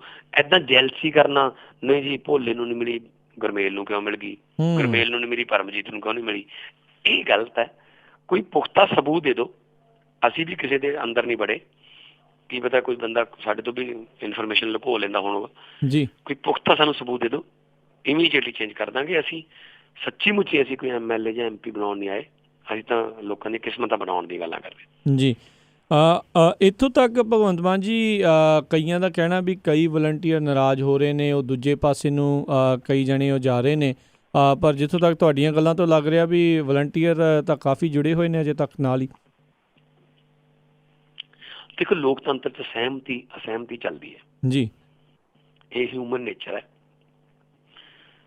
ਪੋਜ਼ਿਟਿਵ ਪੁਆਇੰਟ ਇਹ ਦੇਖੋ ਕਿ ਆਮ ਆਦਮੀ ਪਾਰਟੀ ਨੇ ਇੱਕ ਵਿਸ਼ਵਾਸ ਪੈਦਾ ਕਰਤਾ ਆਮ ਲੋਕਾਂ 'ਚ ਕਿ ਮੈਂ ਵੀ ਵਿਧਾਨ ਸਭਾ ਦੀ ਚੋਣ ਲੜ ਸਕਦਾ। ਆਮ ਆਦਮੀ ਪਾਰਟੀ ਹੋਂਦ ਚ ਆਉਣ ਤੋਂ ਪਹਿਲਾਂ ਇਹਨੂੰ ਰਾਜਨੀਤੀ ਨੂੰ ਗੁੰਡਿਆਂ ਦਾ ਖੇਡ, ਪੈਸੇ ਵਾਲਿਆਂ ਦੀ ਤੇ ਡੰਡੇ ਵਾਲਿਆਂ ਦੀ ਖੇਡ ਮੰਨੀ ਜਾਂਦੀ ਸੀ। ਹੁਣ ਇੱਕ ਸਾਡੇ ਕੋਲ ਇਨਫੋਰਮੇਸ਼ਨ ਆਈ ਬੜੀ ਇਮੋਸ਼ਨਲ ਜੀ, ਕਿ ਇੱਕ ਰਿਕਸ਼ੇ ਵਾਲਾ ਜਾ ਰਿਹਾ ਸੀ ਖਾਲੀ, ਕਿਸੇ ਸਵਾਰੀ ਨੇ ਉਹਨੂੰ ਹੱਥ ਦਿੱਤਾ। ਉਹ ਕਹਿੰਦਾ ਜੀ ਸੌਰੀ, 1 ਘੰਟਾ ਮੈਂ ਹਜੇ ਕੋਈ ਸਵਾਰੀ ਨਹੀਂ ਚੱਕਣੀ, ਮੈਂ ਆਮ ਆਦਮੀ ਪਾਰਟੀ ਦੇ ਵੋਟਿੰਗ ਹੋ ਰਹੀ ਹੈ, ਮੈਂ ਵਿਧਾਨ ਸਭਾ ਦੀ ਉਮੀਦਵਾਰੀ ਦਾ ਕਾਗਜ਼ ਭਰ ਕੇ ਆਉਣਾ। ਰਿਕਸ਼ਿਆਂ 'ਚ ਵੀ ਵਿਸ਼ਵਾਸ ਪੈਦਾ ਹੋ ਗਿਆ ਕਿ ਮੈਂ ਵੀ ਵਿਧਾਨ ਸਭਾ ਜਾ ਸਕਦਾ। ਇਹ ਆਮ ਆਦਮੀ ਪਾਰਟੀ ਨੇ ਕੀਤਾ ਆਮ ਲੋਕਾਂ 'ਚ, ਤਾਂ ਨੈਚੁਰਲੀ ਫਿਰ ਸਾਡੇ ਕੋਲ 70 80 ਉਮੀਦਵਾਰਾਂ ਦੀਆਂ ਲਿਸਟਾਂ ਆ ਗਈਆਂ। ਮਿਲੂਗੀ ਇੱਕ ਨੂੰ ਜੀ, ਬਾਕੀ ਜਿਹੜੇ ਉਹ ਨਾਰਾਜ਼ ਹੋਣਗੇ। ਸੋ ਕੋਈ ਗੱਲ ਨਹੀਂ, ਸਹਿਮਤੀ ਅਸਹਿਮਤੀ ਚੱਲਦੀ ਹੈ, ਉਹ ਉਹਨਾਂ ਦਾ ਹੱਕ ਹੈ, ਨਾਰਾਜ਼ ਹੋਣਾ ਵੀ ਹੱਕ ਹੈ ਲੋਕਤੰਤਰ 'ਚ। ਤੇ ਪਰ ਅਸੀਂ ਮਨਾ ਰਹੇ ਹਾਂ, ਅਸੀਂ ਉਹਨਾਂ ਨੂੰ ਦੱਸ ਰਹੇ ਹਾਂ ਕਿ ਆਪਣੀ ਲੜਾਈ ਜਿਹੜੀ ਹੈ ਵੱਡੀ ਹੈ, ਆਪਾਂ ਆਪਸ ਨਾਲ ਲੜੀਏ। ਆਪਣੀ ਲੜਾਈ ਇਹਨਾਂ ਗੁੰਡਿਆਂ ਨਾਲ ਹੈ, ਮਾਫੀਏ ਨਾਲ, ਤੇ ਬਹੁਤੇ 99% ਵਾਪਸ ਆ ਰਹੇ ਨੇ। ਕੋਈ ਗੱਲ ਨਹੀਂ, ਨਾਰਾਜ਼ਗੀ ਹੁੰਦੀ ਹੈ, ਕੋਈ ਗੱਲ ਨਹੀਂ, ਉਹ ਤਾਂ ਨੈਚੁਰਲ ਹੈ ਜੀ ਜੀ। ਪਰ ਉਹ ਮੁੰਡੇ ਜਿਹੜੇ ਯੰਗ ਮੁੰਡੇ ਜਿਹੜੇ ਇਨਕਲਾਬ ਨਾਲ ਜੁੜੇ ਹੋਏ ਨੇ, ਉਹਨਾਂ ਨੂੰ ਕੋਈ ਲਾਲਚ ਨਹੀਂ, ਕੁਛ ਨਹੀਂ। ਹਾਂ, ਕੁਝ ਸਵਾਰਥੀ ਹੋਣਗੇ ਜਿਹੜੇ ਕਹਿੰਦੇ ਵੀ ਜਦੋਂ ਦਾ ਟਿਕਟ ਦੀ ਉਮੀਦ ਹੈ, ਜਦੋਂ ਟਿਕਟ ਦੀ ਉਮੀਦ ਹੈ ਤਾਂ ਇਨਕਲਾਬੀ ਪਾਰਟੀ, ਜੋ ਟਿਕਟ ਕਿਸੇ ਹੋਰ ਨੂੰ ਮਿਲ ਗਈ ਉਹਨੂੰ ਮਿਲੀ ਨਹੀਂ, ਕਹਿੰਦੇ ਬਹੁਤ ਜ਼ਿਆਦਾ ਖਰਾਬੀ ਪਾਰਟੀ। ਫਿਰ ਇਹੋ ਜਿਹੇ ਸਾਨੂੰ ਚਾਹੀਦੇ ਵੀ ਨਹੀਂ, ਉਹ ਕਿਸੇ ਹੋਰ ਪਾਰਟੀ ਚਲੇ ਜਾ। ਜੀ ਜੀ, ਬਿਲਕੁਲ ਜੀ, ਨਵੀਆਂ ਪਾਰਟੀਆਂ ਬਹੁਤ ਉੱਭਰ ਰਹੀਆਂ ਨੇ ਅੱਜ ਕੱਲ੍ਹ ਜੀ। ਅਤੇ ਭਗਵੰਤ ਮਾਨ ਜੀ, ਜੇ ਆਪਾਂ ਅਗਲੀ ਗੱਲ ਕਰੀਏ, ਤੁਸੀਂ ਹੁਣੇ ਥੋੜ੍ਹਾ ਚਿਰ ਪਹਿਲਾਂ ਹੀ ਜਿਹੜਾ ਇੱਕ ਬਿਆਨ ਵੀ ਦਿੱਤਾ ਸੀਗਾ ਵੀ ਸੁਖਬੀਰ ਬਾਦਲ ਜਿਹੜੇ ਆ ਉਹ ਤੁਹਾਨੂੰ ਅਤੇ ਕੇਜਰੀਵਾਲ ਨੂੰ ਮਰਵਾਉਣ ਦੇ ਲਈ ਉਹਨਾਂ ਨੇ ਜਿਹੜਾ ਨਾਭਾ ਜੇਲ੍ਹ ਬ੍ਰੇਕ ਉਹਨਾਂ ਨੇ ਕਰਵਾਈ ਆ। ਕੀ ਤੁਸੀਂ ਇਸ ਦੇ ਬਾਰੇ ਕਹਿਣਾ ਚਾਹੁੰਦੇ ਜੀ? ਮੈਨੂੰ ਕੱਲ੍ਹ ਹੀ CID ਦਾ ਫੋਨ ਆਇਆ ਸੀ ਕਿਸੇ ਦਾ ਜੀ, ਮੇਰੇ ਫੋਨ 'ਤੇ ਉੱਤੇ ਅਨਨੋਨ ਲਿਖਿਆ ਹੋਇਆ ਸੀਗਾ। ਤਾਂ ਉਹਨਾਂ ਨੇ ਕਿਹਾ ਜੀ ਮੇਰਾ ਨਾਮ ਨਾ ਲਿਓ, ਮੈਂ ਤੁਹਾਨੂੰ ਨਾਮ ਦੱਸਣਾ ਵੀ ਨਹੀਂ, ਪਲੀਜ਼ ਮੈਂ ਤੁਹਾਨੂੰ ਇਨਫੋਰਮੇਸ਼ਨ ਦੇਣੀ ਹੈ ਕਿ ਆਮ ਆਦਮੀ ਪਾਰਟੀ ਦੇ ਵੱਡੇ ਲੀਡਰਾਂ ਤੇ ਹਮਲਾ ਕਰਾਉਣ ਵਾਸਤੇ ਨਾਭਾ ਜੇਲ੍ਹ ਜਿਹੜੀ ਹੈ ਬ੍ਰੇਕ ਹੋਈ ਹੈ। ਜਿਹੜੇ ਸ਼ੂਟਰ ਕੱਢੇ ਨੇ ਉਹ ਤੁਹਾਨੂੰ ਮਾਰਨਗੇ ਜੀ, ਤੁਸੀਂ ਧਿਆਨ ਰੱਖਿਓ, ਅਸੀਂ ਤੁਹਾਡੇ ਫੈਨ ਆ। ਮੈਂ ਕਿਹਾ ਜੀ ਜਦੋਂ ਪਰਮਾਤਮਾ ਨੇ ਜਦੋਂ ਲਿਖੀ ਹੈ, ਜਿੰਨੀ ਲਿਖੀ ਹੈ, ਕੋਈ ਗੱਲ ਨਹੀਂ ਮਾਰ ਦੇਂਗੇ, ਕੋਈ ਗੱਲ ਨਹੀਂ। ਭਗਤ ਸਿੰਘ ਹੋਰਾਂ ਨਾਲ ਤਾਂ 15-15, 20 ਸਾਲ ਵੱਧ ਹੀ ਜਮੀ ਬੈਠੇ ਆ। ਜੇ ਉਹਨਾਂ ਦੀਆਂ ਪੱਗਾਂ ਬੰਨ੍ਹਦੇ ਆ ਫਿਰ 751 ਤੋਂ ਜਾਂ ਇਹਨਾਂ ਦੇ ਕੇਸਾਂ ਤੋਂ ਕਾਹਦਾ ਡਰਨਾ ਜੀ। ਤੇ ਪਰ ਮੈਨੂੰ ਇੰਨਾ ਪਤਾ ਕਿ ਇਹ ਬੁਰੇ ਦੇ ਘਰ ਤੱਕ ਜਾਣਗੇ, ਇਹ ਹਰ ਹੀਲਾ ਵਰਤਣਗੇ ਕਿ ਸਾਡਾ ਬਚਾਅ ਹੋ ਜਾਏ, ਕਿਉਂਕਿ ਇਹਨਾਂ ਦਾ ਲੋਕਾਂ ਵੱਲ ਤਾਂ ਕੋਈ ਬਚਾਅ ਨਹੀਂ ਹੈਗਾ। ਸਾਨੂੰ ਖਤਮ ਕਰਕੇ ਸਾਡੀਆਂ ਆਵਾਜ਼ਾਂ ਨੂੰ ਗੋਲੀਆਂ ਮਾਰ ਕੇ ਤਾਂ ਦਬਾ ਸਕਦੇ ਆ, ਪਰ ਕੋਈ ਗੱਲ ਨਹੀਂ, ਉਨੇ ਚਿਰ 'ਚ ਅਸੀਂ ਇੰਨੀਆਂ ਆਵਾਜ਼ਾਂ ਪੈਦਾ ਕਰ ਦਾਂਗੇ ਕਿ ਮੈਨੂੰ ਨਹੀਂ ਲੱਗਦਾ ਕਿ ਇਸ ਤੋਂ ਬਾਅਦ ਪੰਜਾਬ ਨੂੰ ਕੋਈ ਦਿੱਕਤ ਆਊਗੀ ਕਿ ਭਗਵੰਤ ਮਾਨ ਨਹੀਂ ਰਿਹਾ। ਮੈਂ ਨਹੀਂ ਬਚਾ ਸਕਦਾ ਜੀ ਪੰਜਾਬ ਨੂੰ, ਕੇਜਰੀਵਾਲ ਨਹੀਂ ਬਚਾ ਸਕਦਾ ਦੇਸ਼ ਨੂੰ। ਇਹ ਲੋਕਾਂ ਨੂੰ ਇਕੱਠੇ ਹੋਣਾ ਪਊਗਾ। ਜਦੋਂ ਲੋਕ ਇਕੱਠੇ ਹੋ ਗਏ ਫਿਰ ਸਾਡੀ ਲੋੜ ਹੀ ਨਹੀਂ ਪੈਣੀ ਜੀ। ਜੀ ਬਿਲਕੁਲ, ਇੱਕ ਜਾਗ ਲੱਗਣ ਦੀ ਉਮੀਦ ਜਿਹੜੀ ਆ ਉਹ ਸਾਰੇ ਜਣੇ ਲਾਈ ਬੈਠੇ ਨੇ। ਅਤੇ ਜੇ ਆਪਾਂ ਮੌਜੂਦਾ ਸਥਿਤੀ ਦੇ ਵਿੱਚ ਜੋ ਪੰਜਾਬ ਦੇ ਜਾਂ ਪੂਰੇ ਭਾਰਤ ਦੇ ਹਾਲਾਤ ਆ, ਨੋਟਬੰਦੀ ਦੇ ਉੱਤੇ ਤੁਸੀਂ ਕੀ ਸੋਚਦੇ ਹੋ? ਮੈਂ ਸਵੇਰੇ ਜਾ ਕੇ ਆਇਆ ਬੈਂਕਾਂ 'ਚ, ਆ ਬੈਂਕਾਂ ਮੂਹਰੇ ਲਾਈਨਾਂ ਲੱਗੀਆਂ ਨੇ ਜੀ। ਆਮ ਆਦਮੀ ਪਾਰਟੀ ਕਾਲੇ ਧਨ ਦੇ ਖਿਲਾਫ ਹੈ, ਪਰ ਕੋਈ ਪਲੈਨਿੰਗ ਨਾਲ ਤਾਂ ਕਰਦੇ ਨਾ। ਜਿਹੜੇ ATM ਤੇ ਜਾਂ ਬੈਂਕਾਂ ਦੀਆਂ ਲਾਈਨਾਂ 'ਚ ਖੜੇ ਨੇ, 4-4, 5-5, 7-7, 8-8, 10-10 ਘੰਟੇ ਲਾਈਨਾਂ 'ਚ ਖੜਦੇ ਨੇ, ਹਜੇ ਪੱਕਾ ਨਹੀਂ ਪਤਾ ਪੈਸੇ ਮਿਲਣਗੇ ਜਾਂ ਨਾ। ਉਹਨਾਂ 'ਚ ਕੋਈ ਵੀ ਕਾਲੇ ਧਨ ਵਾਲਾ ਨਹੀਂ ਹੈਗਾ। ਮਜ਼ਦੂਰ ਹੈ, ਗਰੀਬ ਹੈ, ਰੇਹੜੀ ਵਾਲਾ, ਫੇਰੀ ਵਾਲਾ, ਕਿਸਾਨ ਬੈਠੇ, ਮੁਲਾਜ਼ਮ ਤਨਖਾਹਾਂ ਲੈਣ। ਅੱਜ ਮੈਨੂੰ ਫੌਜੀ ਮਿਲੇ ਜੀ। ਇਹ ਕਿਹੜੀ ਕ੍ਰਾਂਤੀ ਲਿਆਤੀ ਜਿਹਦੇ ਨਾਲ 85 ਬੰਦੇ ਸੁਸਾਈਡ ਕਰ ਗਏ, ਲੋਕਾਂ ਦੇ ਵਿਆਹ ਟੁੱਟ ਗਏ, ਭੋਗ ਪਾਉਣ ਨੂੰ ਪੈਸਾ ਹੈ ਨਹੀਂ। ਜੇ ਕਰਨਾ ਹੀ ਸੀ ਤਾਂ ਮੋਦੀ ਸਾਹਿਬ ਅਸੀਂ ਦਿੰਦੇ ਨਾ ਨੰਬਰ ਖਾਤਿਆਂ ਦੇ ਜੀ। ਮਹਾਰਾਣੀ ਪ੍ਰਨੀਤ ਕੌਰ, ਰਣਿੰਦਰ ਸਿੰਘ ਤੇ ਦੋਨਾਂ ਨੇ ਇੱਕ ਟਰੱਸਟ ਬਣਾਇਆ, ਜਕਰੰਦਾ ਟਰੱਸਟ। ਸਵਿਸ ਬੈਂਕਾਂ ਦੇ 3 ਖਾਤਿਆਂ ਦੇ ਨੰਬਰ ਦਿੰਦੇ ਆ ਤੁਹਾਨੂੰ ਅਸੀਂ ਜੀ। 26 ਜੁਲਾਈ 2005 ਨੂੰ ਖੁੱਲੇ ਨੇ, ਜਦੋਂ ਮੁੱਖ ਮੰਤਰੀ ਸੀ ਜੀ। 68 ਕਰੋੜ ਡਾਲਰ ਉਹਦੇ 'ਚ ਪਏ ਨੇ। ਉਹ ਕਾਲਾ ਧਨ ਹੈ ਜੀ, ਉਹ ਲੈ ਕੇ ਆਓ ਬਾਹਰ ਜੀ। ਉਹਨਾਂ ਨੂੰ ਤੁਸੀਂ ਕੁਛ ਕਹਿੰਦੇ ਨਹੀਂ, ਗਰੀਬ ਲਾਈਨਾਂ ਚਲਾ ਰੱਖੇ ਨੇ। We are totally against. ਇਹ ਫੈਸਲਾ ਬਹੁਤ ਹੀ ਜਲਦਬਾਜ਼ੀ 'ਚ ਲਿਆ ਗਿਆ ਫੈਸਲਾ। ਅਮੀਰਾਂ ਨੂੰ ਕੋਈ ਤੁਸੀਂ ਲੱਖਪਤੀ ਜਾਂ ਕਰੋੜਪਤੀ ਨੂੰ ਸਦਮਾ ਲੱਗਿਆ ਦੇਖੇ ਨਹੀਂ। ਉਹਨਾਂ ਨੇ ਪਹਿਲਾਂ ਜ਼ਮੀਨਾਂ ਖਰੀਦ ਲਈਆਂ, ਉਹਨਾਂ ਨੇ ਪਹਿਲਾਂ ਡਾਇਮੰਡ ਖਰੀਦ ਲਿਆ, ਸੋਨਾ ਖਰੀਦ ਲਿਆ, ਮਾਰਿਆ ਗਰੀਬ ਗਿਆ ਜੀ। ਰੋਲ ਬੈਕ ਦੀ ਅਸੀਂ ਮੰਗ ਕਰਾਂਗੇ। ਮੈਂ ਰਾਸ਼ਟਰਪਤੀ ਜੀ ਨੂੰ ਮਿਲਿਆ ਸੀਗਾ ਜੀ, ਮਮਤਾ ਬੈਨਰਜੀ ਜਿਹਦੇ ਨਾਲ ਗਿਆ ਸੀ, ਮੈਨੂੰ ਉੱਥੇ ਮੌਕਾ ਮਿਲਿਆ ਬੋਲਣ ਦਾ। ਤਾਂ ਮੈਂ ਮਹਾਮਹਿਮ ऑनरेबल प्रेसिडेंट ऑफ इंडिया ਨੂੰ ਮੈਂ ਕਿਹਾ ਜੀ, एक दिन कमाने को 3 दिन बदलाने को। हैंड टू माउथ ने लोग हो दिहाड़ी वाले, अगर नहीं दिहाड़ी पे जाएंगे तो खाना नहीं मिलता उनको जी। तो मैं ਅਸੀਂ रोल बैक ਦੀ ਮੰਗ ਕਰਦੇ ਹਾਂ ਜੀ। ਬਿਲਕੁਲ ਜੀ। ਇਸ ਟਾਈਮ ਹਾਲਾਤ ਜਿਹੜੇ ਉਹ ਕਾਫੀ ਨਾਜ਼ੁਕ ਕਹਿ ਸਕਦੇ ਆ, ਮਾੜੇ ਨੇ। ਜਿੱਥੇ ਤੁਸੀਂ ਬੋਲ ਸਕਦੇ ਹੋ ਉੱਥੇ ਤਾਂ ਤੁਹਾਨੂੰ ਜਾਣ ਨਹੀਂ ਦਿੱਤਾ ਜਾਂਦਾ। ਅਸਲ 'ਚ ਕੀ ਹੈ, ਮੈਂ ਇੱਕ ਛੋਟੀ ਜਿਹੀ ਵੀਡੀਓ ਬਣਾ ਲਈ। ਮੈਂ ਵੀਡੀਓ ਵੀ ਉਹ ਸੀਗੀ ਓਪਨ, ਦੈਟ ਵਾਜ਼ ਨੋਟ ਐ ਸੀਕ੍ਰੇਟ ਬੈਲਟ। ਹਾਂਜੀ, ਦੈਟ ਵਾਜ਼ ਐ ਓਪਨ ਬੈਲਟ ਜੀ, ਜਿਹੜੀ ਲੋਕਾਂ ਦੇ ਸਾਹਮਣੇ ਨਿਕਲਦੇ ਨੇ ਡਰੋ ਜੀ। ਸਾਰੇ ਪੀਏ ਖੜੇ ਹੁੰਦੇ ਨੇ। ਸਵੇਰੇ 8:30 ਤੋਂ 9 ਵਜੇ ਦੇ ਵਿੱਚ ਸਬਮਿਸ਼ਨ ਹੁੰਦੀ ਹੈ, ਮੈਂ ਵੀ ਜਾਂਦਾ ਹਰ ਰੋਜ਼ ਜੀ। ਜਦੋਂ ਤੁਸੀਂ 0 ਆਵਰ ਦੇ ਵਿੱਚ ਸਟੇਟ ਦੇ ਮਾਮਲੇ ਉਠਾ ਸਕਦੇ ਹੋ। ਮੈਂ ਉਹ ਸਿਰਫ ਵੀਡੀਓ ਦਿਖਾਤੀ ਕਿ ਏਦਾਂ ਨੰਬਰ ਨਿਕਲਦੇ ਨੇ ਜੀ। ਮੇਰੇ ਮਗਰ ਪੈ ਗਏ ਜੀ ਸਾਰੇ। ਹਾਲਾਂਕਿ ਮੈਂ ਉਸੇ ਦਿਨ ਹੀ ਅਨਕੰਡੀਸ਼ਨਲ ਮੈਂ ਅਪੋਲੋਜੀ ਵੀ ਕਰ ਲਈ ਸੀ। ਚਲੋ ਕੋਈ ਨਹੀਂ ਜੀ, ਮੈਂ ਨਵਾਂ ਜੀ, ਮੈਨੂੰ ਪਤਾ ਨਹੀਂ ਸੀਗਾ ਜੀ। ਫਿਰ 9 ਮੈਂਬਰ ਦੀ ਕਮੇਟੀ ਬਣਾਤੀ, BJP ਵਾਲੇ ਉਹਦੇ ਪ੍ਰਧਾਨ ਬਣਾਤੇ। 22 ਜੁਲਾਈ ਦੀ ਗੱਲ ਹੈ ਇਹ ਜੀ। ਅੱਜ ਤੱਕ ਮੈਨੂੰ ਪਾਰਲੀਮੈਂਟ 'ਚ ਨਹੀਂ ਬਣ ਦਿੱਤਾ। 3 ਮਹੀਨੇ ਐਕਸਟੈਂਸ਼ਨ ਹੋਰ, 2 ਮਹੀਨੇ ਹੋਰ। ਆ ਹੁਣ ਇੱਕ ਹਫ਼ਤਾ ਹੋਰ ਦੱਸੋ ਮਕਸਦ ਕੀ ਹੈ? ਭਗਵੰਤ ਮਾਨ ਨੂੰ ਪਾਰਲੀਮੈਂਟ ਚੋਂ ਬਾਹਰ ਰੱਖੋ, ਕਿਉਂਕਿ ਇਹ ਅੰਦਰ ਇਹ ਪੁੱਛੀ ਜਾਂਦਾ ਹੈ ਕਿ ਅੱਛੇ ਦਿਨ ਕਬ ਆਣੇ ਵਾਲੇ।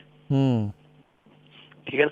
ਸੋ ਰਾਜਨੀਤਿਕ ਚਾਲਾਂ ਨੇ, ਕੋਈ ਗੱਲ ਨਹੀਂ, ਮੈਨੂੰ ਲੋਕ ਸਭਾ ਚੋਂ ਬਾਹਰ ਰੱਖ ਲੈਣਗੇ, ਲੋਕਾਂ ਦੀ ਸਭਾ ਚ ਤਾਂ ਨਹੀਂ ਬਾਹਰ ਰੱਖਦੇ, ਫਿਰ ਮੈਂ ਪੰਜਾਬ ਦੇ ਵਿੱਚ ਲੋਕਾਂ ਕੋਲ ਜਾਈ ਜਾਂਦਾ। ਜੀ ਜੀ। ਅਤੇ ਤੁਸੀਂ ਹੁਣ ਲਗਾਤਾਰ ਕੈਂਪੇਨਿੰਗ ਦੇ ਉੱਤੇ ਰਹਿੰਦੇ ਹੋ, ਚੋਣ ਜਿਹੜਾ ਜੀ ਮੁਹਿੰਮ ਦੇ ਉੱਤੇ ਰਹਿੰਦੇ ਹੋ, ਕਿੱਦਾਂ ਦੀ ਸਪੋਰਟ, ਕਿੱਦਾਂ ਦੇ ਲੋਕਾਂ ਦੇ ਤੁਹਾਡੇ ਕੋਲ ਸਵਾਲ ਆ ਰਹੇ ਨੇ, ਕੀ ਉਹ ਕਹਿ ਰਹੇ ਨੇ ਤੁਹਾਨੂੰ?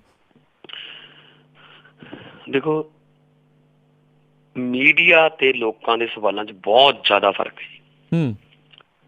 ਮੀਡੀਆ ਸਾਨੂੰ ਕੁਛ ਹੋਰ ਪੁੱਛੀ ਜਾਂਦਾ, ਲੋਕ ਸਾਨੂੰ ਕੁਛ ਹੋਰ ਪੁੱਛੀ ਜਾਂਦੇ ਜੀ। ਮੀਡੀਆ ਪੁੱਛਿਆ CM ਦਾ ਕੈਂਡੀਡੇਟ ਕੌਣ ਹੋਊਗਾ, ਲੋਕਾਂ ਨੇ ਤਾਂ ਕਦੇ ਪੁੱਛਿਆ ਨਹੀਂ। ਮੀਡੀਆ ਪੁੱਛਿਆ SYL ਤੇ ਤੁਸੀਂ ਕੀ ਕਰਦੇ ਹੋ, ਲੋਕਾਂ ਨੇ ਤਾਂ ਕਦੇ ਪੁੱਛਿਆ ਨਹੀਂ। ਲੋਕ ਕਹਿੰਦੇ ਸਾਨੂੰ ਰੋਟੀ ਮਿਲ ਜੂਗੀ, ਸਾਡੀ ਫਸਲ ਵਿਕ ਜੂਗੀ, ਸਾਡੇ ਮੁੰਡੇ ਨੂੰ ਨੌਕਰੀ ਮਿਲ ਜੂਗੀ, ਸਾਡਾ ਇਲਾਜ ਹੋ ਜੂਗਾ, ਸਾਡੇ ਤੇ ਜ਼ੁਲਮ, ਸਾਨੂੰ ਪੁਲਿਸ ਤੰਗ ਤਾਂ ਨਹੀਂ ਕਰੂਗੀ। ਆਹ ਲੋਕਾਂ ਦੇ ਸਵਾਲ ਨੇ ਜੀ। ਕਿਰਪਾ ਕਰਕੇ ਮੈਂ ਮੀਡੀਆ ਨੂੰ ਕਹਿਣਾ ਚਾਹੁੰਦਾ, ਕਿਰਪਾ ਕਰਕੇ ਲੋਕਾਂ ਦੇ ਸਵਾਲ ਪੁੱਛੋ ਸਾਤੋਂ। ਉਹ ਕਹਿੰਦੇ CM ਕੌਣ ਹੋਊਗਾ ਜੀ, SYL ਤੇ ਕੀ ਕਹੋਗੇ ਜੀ, ਬਾਦਲ ਨੇ ਐਂ ਕਹਿਦਾ, ਅਮਰਿੰਦਰ ਨੇ ਐਂ ਕਹਿਦਾ। ਇਹ ਆਪਦੀਆਂ ਹੈਡਲਾਈਨਸ ਬਣਾਉਣ ਵਾਸਤੇ ਸਾਡੇ ਨਾਲ ਗੱਲਾਂ ਕਰਦੇ, ਇਸੇ ਕਰਕੇ ਸਾਡੀ ਕੋਈ ਬਹੁਤੀ ਜ਼ਿਆਦਾ ਬਣਦੀ ਨਹੀਂ। ਕਿਉਂਕਿ ਅੱਧੇ ਤੋਂ ਵੱਧ ਮੀਡੀਆ, ਮੈਂ ਸਾਰਾ ਨਹੀਂ ਕਹਿੰਦਾ, ਅੱਧੇ ਤੋਂ ਵੱਧ ਮੀਡੀਆ ਉਹ ਤਾਂ ਇਹ ਵੀ ਕਹੀ ਜਾਂਦੇ ਕਿ ਕ੍ਰਾਂਤੀਕਾਰੀ ਫੈਸਲਾ ਲੈ ਲਿਆ ਜਿਹੜਾ ਨੋਟਬੰਦ ਕਰਨ ਵਾਲਾ ਮੋਦੀ ਨੇ। ਇਹ ਕਿਹੜਾ ਕ੍ਰਾਂਤੀਕਾਰੀ ਫੈਸਲਾ ਜਿਹਨੇ 85 ਨਾਗਰਿਕਾਂ ਦੀ ਜਾਨ ਲੈ ਲਈ? ਜੀ।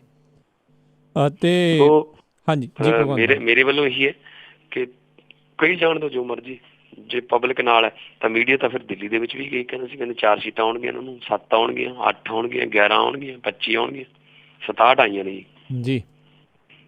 ਠੀਕ ਹੈ। ਸੋ ਇਟ ਮੀਨਸ ਲੋਕ ਜਿਹੜੇ ਨੇ ਆਪਦੇ ਹਿਸਾਬ ਨਾਲ ਫੈਸਲਾ ਕਰਨ ਲੱਗ ਗਏ। ਠੀਕ ਹੈ। ਆਪਾਂ ਜੇ ਹੁਣ ਅਗਲੀ ਗੱਲ ਕਰੀਏ ਵੀ ਲੋਕਾਂ ਦੇ ਸਵਾਲ, ਲੋਕਾਂ ਦੇ ਜਿਹੜੇ ਸਵਾਲ ਜੇ ਆਪਾਂ ਕਹੀਏ ਵੀ ਸਨਅਤ ਬਾਰੇ ਕੀ ਨੀਤੀ ਆ, ਐਜੂਕੇਸ਼ਨ ਬਾਰੇ ਕੀ ਨੀਤੀ ਆ, ਮੈਨੀਫੈਸਟੋ ਬਕਾਇਦਾ ਜਾਰੀ ਨੇ ਤੁਸੀਂ ਕੀਤੇ, ਸਾਰਾ ਕੁਛ ਆਖਿਆ ਆ। ਜਿਹੜੀਆਂ ਰਵਾਇਤੀ ਪਾਰਟੀਆਂ ਆ ਉਹ ਵੀ ਇਹ ਗੱਲਾਂ ਕਰਦੀਆਂ ਨੇ ਵੀ ਅਸੀਂ ਇੱਦਾਂ ਕਰਾਂਗੇ, ਉੱਦਾਂ ਕਰਾਂਗੇ। ਤੁਹਾਡੇ ਜਿਹੜੇ ਆ ਇਸ ਚੀਜ਼ ਦੇ ਵਿੱਚ ਕੀ ਅੰਤਰ ਹੋਵੇਗਾ ਜੇ ਬਾਕੀ ਸਿਆਸੀ ਪਾਰਟੀਆਂ ਦੇ ਨਾਲ? ਬਿਲਕੁਲ, ਪਹਿਲੀ ਗੱਲ ਤਾਂ ਸਾਡਾ ਮੈਨੀਫੈਸਟੋ ਡਰਾਇੰਗ ਰੂਮਾਂ 'ਚ ਬਹਿ ਕੇ ਨਹੀਂ ਬਣਿਆ। ਆਮ ਆਦਮੀ ਪਾਰਟੀ ਦਾ ਮੈਨੀਫੈਸਟੋ ਲੋਕਾਂ 'ਚ ਜਾ ਕੇ ਬਣਿਆ। ਪੰਜਾਬ ਡਾਇਲੋਗ ਨਾਂ ਦਾ ਪ੍ਰੋਗਰਾਮ ਕੀਤਾ ਜੀ, ਯੂਥ ਨਾਲ ਗੱਲਾਂ ਕੀਤੀਆਂ ਸਾਰੇ ਪੰਜਾਬ 'ਚ ਜਾ ਕੇ। ਯੂਥ ਨੂੰ ਪੁੱਛਿਆ, ਉਸ ਦਿਨ ਅਸੀਂ ਨਹੀਂ ਬੋਲੇ, ਯੂਥ ਬੋਲਿਆ ਜੀ। ਹਾਂਜੀ ਦੱਸੋ ਕੀ ਪ੍ਰੋਬਲਮ ਹੈ, ਕੀ ਇੱਛਾਵਾਂ ਨੇ, ਕੀ ਚਾਹੁੰਦੇ ਹੋ। ਜਿੱਥੇ ਸਮੱਸਿਆ ਹੁੰਦੀ ਉੱਥੇ ਹੱਲ ਵੀ ਹੁੰਦਾ ਜੀ। ਜੀ। ਜਿਹਦੇ ਫੋੜਾ ਨਿਕਲਿਆ ਉਹ ਮੱਲਮ ਵੀ ਦੱਸਦਾ ਵੀ ਆਹ ਲਾ ਦੋ। ਮੱਲਮਾਂ ਵੀ ਉੱਥੋਂ ਮਿਲੀਆਂ ਨੇ, ਨੋਟ ਕੀਤਾ ਸਾਰਾ ਕੁਛ, ਐਕਸਪਰਟਸ ਨਾਲ ਬੈਠੇ, ਵਪਾਰੀਆਂ ਨਾਲ ਡਾਇਲੋਗ ਕੀਤੇ, ਦਲਿਤਾਂ ਨਾਲ ਕੀਤੇ, ਗਰੀਬਾਂ ਨਾਲ, ਲੇਡੀਜ਼ ਨਾਲ ਕੀਤੇ। ਮੈਨੀਫੈਸਟੋ ਜਾਰੀ ਹੋਇਆ, ਮੈਨੀਫੈਸਟੋ ਤੇ ਡਿਬੇਟਸ ਹੋਈਆਂ 2-2, 3-3, 4-4, 5-5 ਘੰਟੇ ਜੀ। ਜੋ ਲਿਖਾਂਗੇ ਉਹੀ ਕਰਾਂਗੇ, ਜੋ ਕਰਾਂਗੇ ਉਹੀ ਲਿਖਾਂਗੇ, ਝੂਠ ਨਹੀਂ ਬੋਲਦੇ। ਇਸ ਤੋਂ ਪਹਿਲਾਂ ਮੈਨੀਫੈਸਟੋ ਨੂੰ ਤਾਂ ਮੰਨਦੀ ਕੱਖ ਨਹੀਂ, ਝੂਠ ਦਾ ਪਲੰਦਾ, ਪਰ ਸਾਡੇ ਲਈ ਪਵਿੱਤਰ ਚੀਜ਼। ਸੋ ਜੋ ਲਿਖਿਆ ਉਹ ਕਰਾਂਗੇ। ਯੂਥ ਮੈਨੀਫੈਸਟੋ ਜਾਰੀ ਕੀਤਾ, 25 ਲੱਖ ਨੌਕਰੀ ਪੈਦਾ ਕਰਾਂਗੇ। ਉਹ ਕਿੱਥੋਂ ਕਰੋਗੇ? ਮੈਂ ਕਿਹਾ ਹਾਂਜੀ ਦੱਸ ਦਿੰਦੇ ਹਾਂ ਜੀ। 19,000 ਦੇ ਕਰੀਬ ਤਾਂ ਫੈਕਟਰੀਆਂ ਪੰਜਾਬ ਚੋਂ ਪਲਾਇਨ ਕਰ ਗਈਆਂ, ਮਤਲਬ ਚਲੇ ਗਏ ਜੀ। ਮਨਾਵਾਂਗੇ ਉਹਨਾਂ ਨੂੰ, ਹੱਥ ਜੋੜਾਂਗੇ, ਪੈਰੀ ਹੱਥ ਲਾਵਾਂਗੇ, ਆ ਜਾਓ, ਤੁਹਾਨੂੰ ਟੈਕਸਾਂ ਦੇ ਵਿੱਚ ਰਿਆਇਤਾਂ ਦੇ ਦਾਂਗੇ, ਆ ਜਾਓ। 15-16 ਹਜ਼ਾਰ ਤਾਂ ਆ ਹੀ ਜਾਣਗੇ। 100 ਦੀ ਐਵਰੇਜ ਪਾ ਲਓ, 15-16 ਲੱਖ ਬੰਦੇ ਨੂੰ ਨੌਕਰੀ ਮਿਲ ਜਾਊਗੀ। ਅਸੀਂ ਯੂਥ ਨੂੰ ਜੌਬ ਸੀਕਰਸ ਨਹੀਂ ਬਣਾਉਣਾ ਚਾਹੁੰਦੇ, ਜੌਬ ਪ੍ਰੋਵਾਈਡਰਸ ਬਣਾਉਣਾ ਚਾਹੁੰਦੇ ਜੀ। ਛੋਟੇ ਛੋਟੇ ਕੰਮ ਕਰੋ। ਚਾਈਨਾ ਦੇ ਵਿੱਚ ਖਿਡੌਣੇ ਬਣਦੇ ਨੇ ਪਿੰਡਾਂ 'ਚ, ਅਮਰੀਕਾ ਦੇ ਵਿੱਚ ਜਿਹੜੇ ਤੁਸੀਂ ਟੋਇਜ਼ ਆਰ ਅਸ ਜੀ ਇਹ ਉਹ ਉੱਥੇ ਜਾਂਦੇ ਹੋ, ਸਾਰਾ ਚਾਈਨਾ ਦਾ ਬਣਿਆ ਹੋਇਆ ਮਾਲ ਹੈ ਜੀ। ਪਿੰਡਾਂ ਦੇ ਵਿੱਚ ਚੱਲ ਰਿਹਾ ਕੰਮ। ਸੋ ਅਸੀਂ ਚਾਹੁੰਦੇ ਹਾਂ ਕਿ ਸਾਡੇ ਜਿਹੜੇ ਬੱਚੇ ਨੇ, ਸਾਡੇ ਜਿਹੜੇ ਨੌਜਵਾਨ ਮੁੰਡੇ ਕੁੜੀਆਂ, ਦੇ should be job providers, not job seekers ਜੀ। ਤੇ ਅਸੀਂ ਪੈਦਾ ਕਰਾਂਗੇ ਔਰ ਕਰਾਂਗੇ। ਅਤੇ ਕਿਸਾਨਾਂ ਦਾ ਮੈਨੀਫੈਸਟੋ ਜਾਰੀ ਕੀਤਾ ਜੀ, ਕਰਜ਼ੇ ਮਾਫ਼ ਕਰਾਂਗੇ ਸਾਰੇ ਜੀ। ਫਸਲ ਆ ਗਈ ਮੰਡੀ 'ਚ, ਹਫ਼ਤੇ ਦੇ ਵਿੱਚ ਪੈਸਾ ਮਿਲੂਗਾ ਜੀ। ਸਰਕਾਰ ਆੜਤੀਆਂ ਨਾਲ ਉਧਾਰ ਕਰੇ, ਜੋ ਮਰਜ਼ੀ ਕਰੇ, ਸਰਕਾਰ ਦਾ ਕੰਮ ਹੈ। ਪਰ ਉਹਨਾਂ ਜਿਹੜਾ ਬੰਦਾ ਵੇਚਣ ਆਇਆ ਫਸਲ, ਉਹਨੂੰ ਪੈਸੇ ਮਿਲ ਜਾਣ ਜੀ। ਸੋ ਇਸੇ ਤਰ੍ਹਾਂ ਦਲਿਤਾਂ ਦਾ, ਗਰੀਬਾਂ ਤੇ ਅਤਿਆਚਾਰ ਹੋ ਰਹੇ ਨੇ। ਕਦੇ ਰੋਹਿਤ ਬੇਮੁੱਲਾ ਨੂੰ ਮਾਰ ਦਿੰਦੇ ਆ, ਕਦੇ ਭੀਮ ਟਾਂਕ ਦੀਆਂ ਲੱਤਾਂ ਵੱਢ ਦਿੰਦੇ ਆ, ਬਾਹਾਂ ਵੱਢ ਦਿੰਦੇ।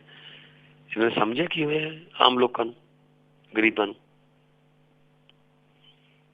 ਅਸੀਂ ਸਾਰੀਆਂ SIT ਬਿਠਾਵਾਂਗੇ, ਪੁਰਾਣੇ ਝੂਠੇ ਕੇਸ ਜਿਹੜੇ ਪਰਚੇ ਪਏ ਨੇ ਸਭ ਵਾਪਸ ਕਰਾਂਗੇ ਤੇ ਜਿਨ੍ਹਾਂ ਨੇ ਜ਼ੁਲਮ ਕੀਤੇ ਨੇ ਸਜ਼ਾ ਦੇਵਾਂਗੇ। ਜੀ, ਜੀ। ਅਤੇ ਭਗਵੰਤ ਮਾਨ ਜੀ, ਅਕਸਰ ਇਹ ਸਵਾਲ ਜਿਹੜੇ ਬਹੁਤ ਸਾਰੇ ਲੋਕ ਉਠਾਉਂਦੇ ਨੇ, ਕਈਆਂ ਦੇ ਮਨਾਂ ਦੇ ਵਿੱਚ ਆਉਂਦਾ ਹੋਵੇਗਾ ਜਿਹੜੇ ਸੁਣ ਰਹੇ ਨੇ ਇਸ ਟਾਈਮ, ਵੀ ਜੇ ਸਾਰੇ ਫੈਸਲੇ ਅਰਵਿੰਦ ਕੇਜਰੀਵਾਲ ਲੈਂਦਾ ਆ ਤੇ ਪੰਜਾਬ ਦੀ ਲੀਡਰਸ਼ਿਪ ਦੀ ਕਿਤੇ ਸੁਣੀ ਜਾਂਦੀ ਆ, ਨਹੀਂ ਸੁਣੀ ਜਾਂਦੀ, ਕੀ ਹੋ ਰਿਹਾ ਆ? ਬਹੁਤ ਤਰ੍ਹਾਂ ਦਾ ਇੱਕ ਹਿਸਾਬ ਦੇ ਨਾਲ ਇੱਕ ਧੁੰਦਲਾ ਜਿਹਾ ਇਸ ਦੇ ਉੱਤੇ ਜਿਹੜਾ ਗੱਲਾਂ ਹੈਗੀਆਂ ਨੇ। ਤੁਸੀਂ ਇਸ ਦੇ ਬਾਰੇ ਜ਼ਰੂਰ ਕੁਛ ਆਪਣੇ ਦੱਸੋ, ਸਪਸ਼ਟ ਕਰੋ ਕਿੱਦਾਂ ਚੱਲ ਰਿਹਾ। ਕੌਣ ਕਹਿੰਦਾ ਸਾਰੇ ਫੈਸਲੇ ਅਰਵਿੰਦ ਕੇਜਰੀਵਾਲ ਲੈਂਦਾ? ਪੰਜਾਬ ਦੀ ਟੀਮ ਜਿਹੜੀ ਹੈ ਸਾਡੀ ਮਰਜ਼ੀ ਚੱਲਦੀ ਹੈ ਜੀ। ਤੁਸੀਂ ਇੱਕ ਸਿੰਗਲ ਬੰਦਾ ਦੱਸ ਦਿਓ ਕਿ ਜੀ ਪੰਜਾਬ ਤੋਂ ਬਾਹਰਲਾ ਬੰਦਾ ਆ ਲਾਤਾ ਇੱਥੇ। ਸੰਜੇ ਸਿੰਘ ਦੁਰਗੇਸ਼ ਸੰਗਠਨ ਦੇਖ ਰਿਹਾ। ਦੁਰਗੇਸ਼ ਦਾ ਕੰਮ ਪੂਰੇ ਕੰਟਰੀ ਦੇ ਵਿੱਚ, ਦੁਰਗੇਸ਼ ਪਾਠਕ 27 ਸਾਲ ਦਾ ਮੁੰਡਾ ਹੈ ਜੀ, IAS ਦੀ ਤਿਆਰੀ ਕਰਨ ਆਇਆ ਸੀ ਦਿੱਲੀ ਜੀ।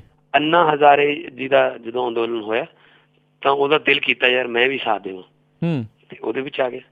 ਅੱਜ ਦੁਰਗੇਸ਼ ਪਾਠਕ ਸੰਗਠਨ ਦੀ ਤਿਆਰੀ ਕਰ ਰਿਹਾ। ਕਿਤੋਂ ਇਲੈਕਸ਼ਨ ਨਹੀਂ ਲੜਨਾ ਉਹਨੇ ਸਾਰਾ ਬੂਥ ਇੰਚਾਰਜ ਤੋਂ ਲੈ ਕੇ ਉਹ ਸਰਕਲ ਇੰਚਾਰਜ, ਜ਼ੋਨ ਇੰਚਾਰਜ ਤੱਕ ਬਣਾ ਤੇ। ਸੰਜੇ ਸਿੰਘ ਜੀ ਸਾਡੇ ਪੰਜਾਬ ਦੇ ਮਾਮਲਿਆਂ ਦੇ ਇੰਚਾਰਜ ਨੇ ਜੀ, ਜਿਵੇਂ ਆਸ਼ਾ ਕੁਮਾਰੀ ਇਹਨਾਂ ਦੀ ਜੀ ਜੀ। ਇਹ ਕਹਿੰਦੇ ਦਿੱਲੀ ਵਾਲੇ ਤੇ ਮੈਂ ਕੈਪਟਨ ਅਮਰਿੰਦਰ ਨੂੰ ਪੁੱਛਣਾ ਚਾਹੁੰਦਾ, ਰਾਹੁਲ ਗਾਂਧੀ ਭੁੱਚੋ ਮੰਡੀ ਦਾ,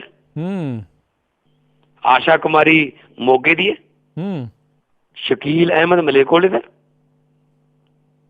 ਨੈਸ਼ਨਲ ਪਾਰਟੀ ਤੁਹਾਡੀ ਹੈ, ਨੈਸ਼ਨਲ ਪਾਰਟੀ ਸਾਡੀ ਹੈ। ਉਹ ਕੰਮ ਕਰਨ ਆਏ ਨੇ। ਜਦੋਂ ਹੀ ਪੰਜਾਬ ਜਿੱਤਿਆ ਗਿਆ ਉਹ ਗੁਜਰਾਤ ਚਲੇ ਜਾਣਗੇ, ਉਹ ਮੱਧ ਪ੍ਰਦੇਸ਼ ਚਲੇ ਜਾਣਗੇ, ਉੜੀਸਾ ਚਲੇ ਜਾਣਗੇ, ਉਹ ਛੱਤੀਸਗੜ੍ਹ ਚਲੇ ਜਾਣਗੇ, ਉਹ ਕੇਰਲਾ ਚਲੇ ਜਾਣਗੇ, ਉਹ ਹਿਮਾਚਲ ਚਲੇ ਜਾਣਗੇ ਜੀ।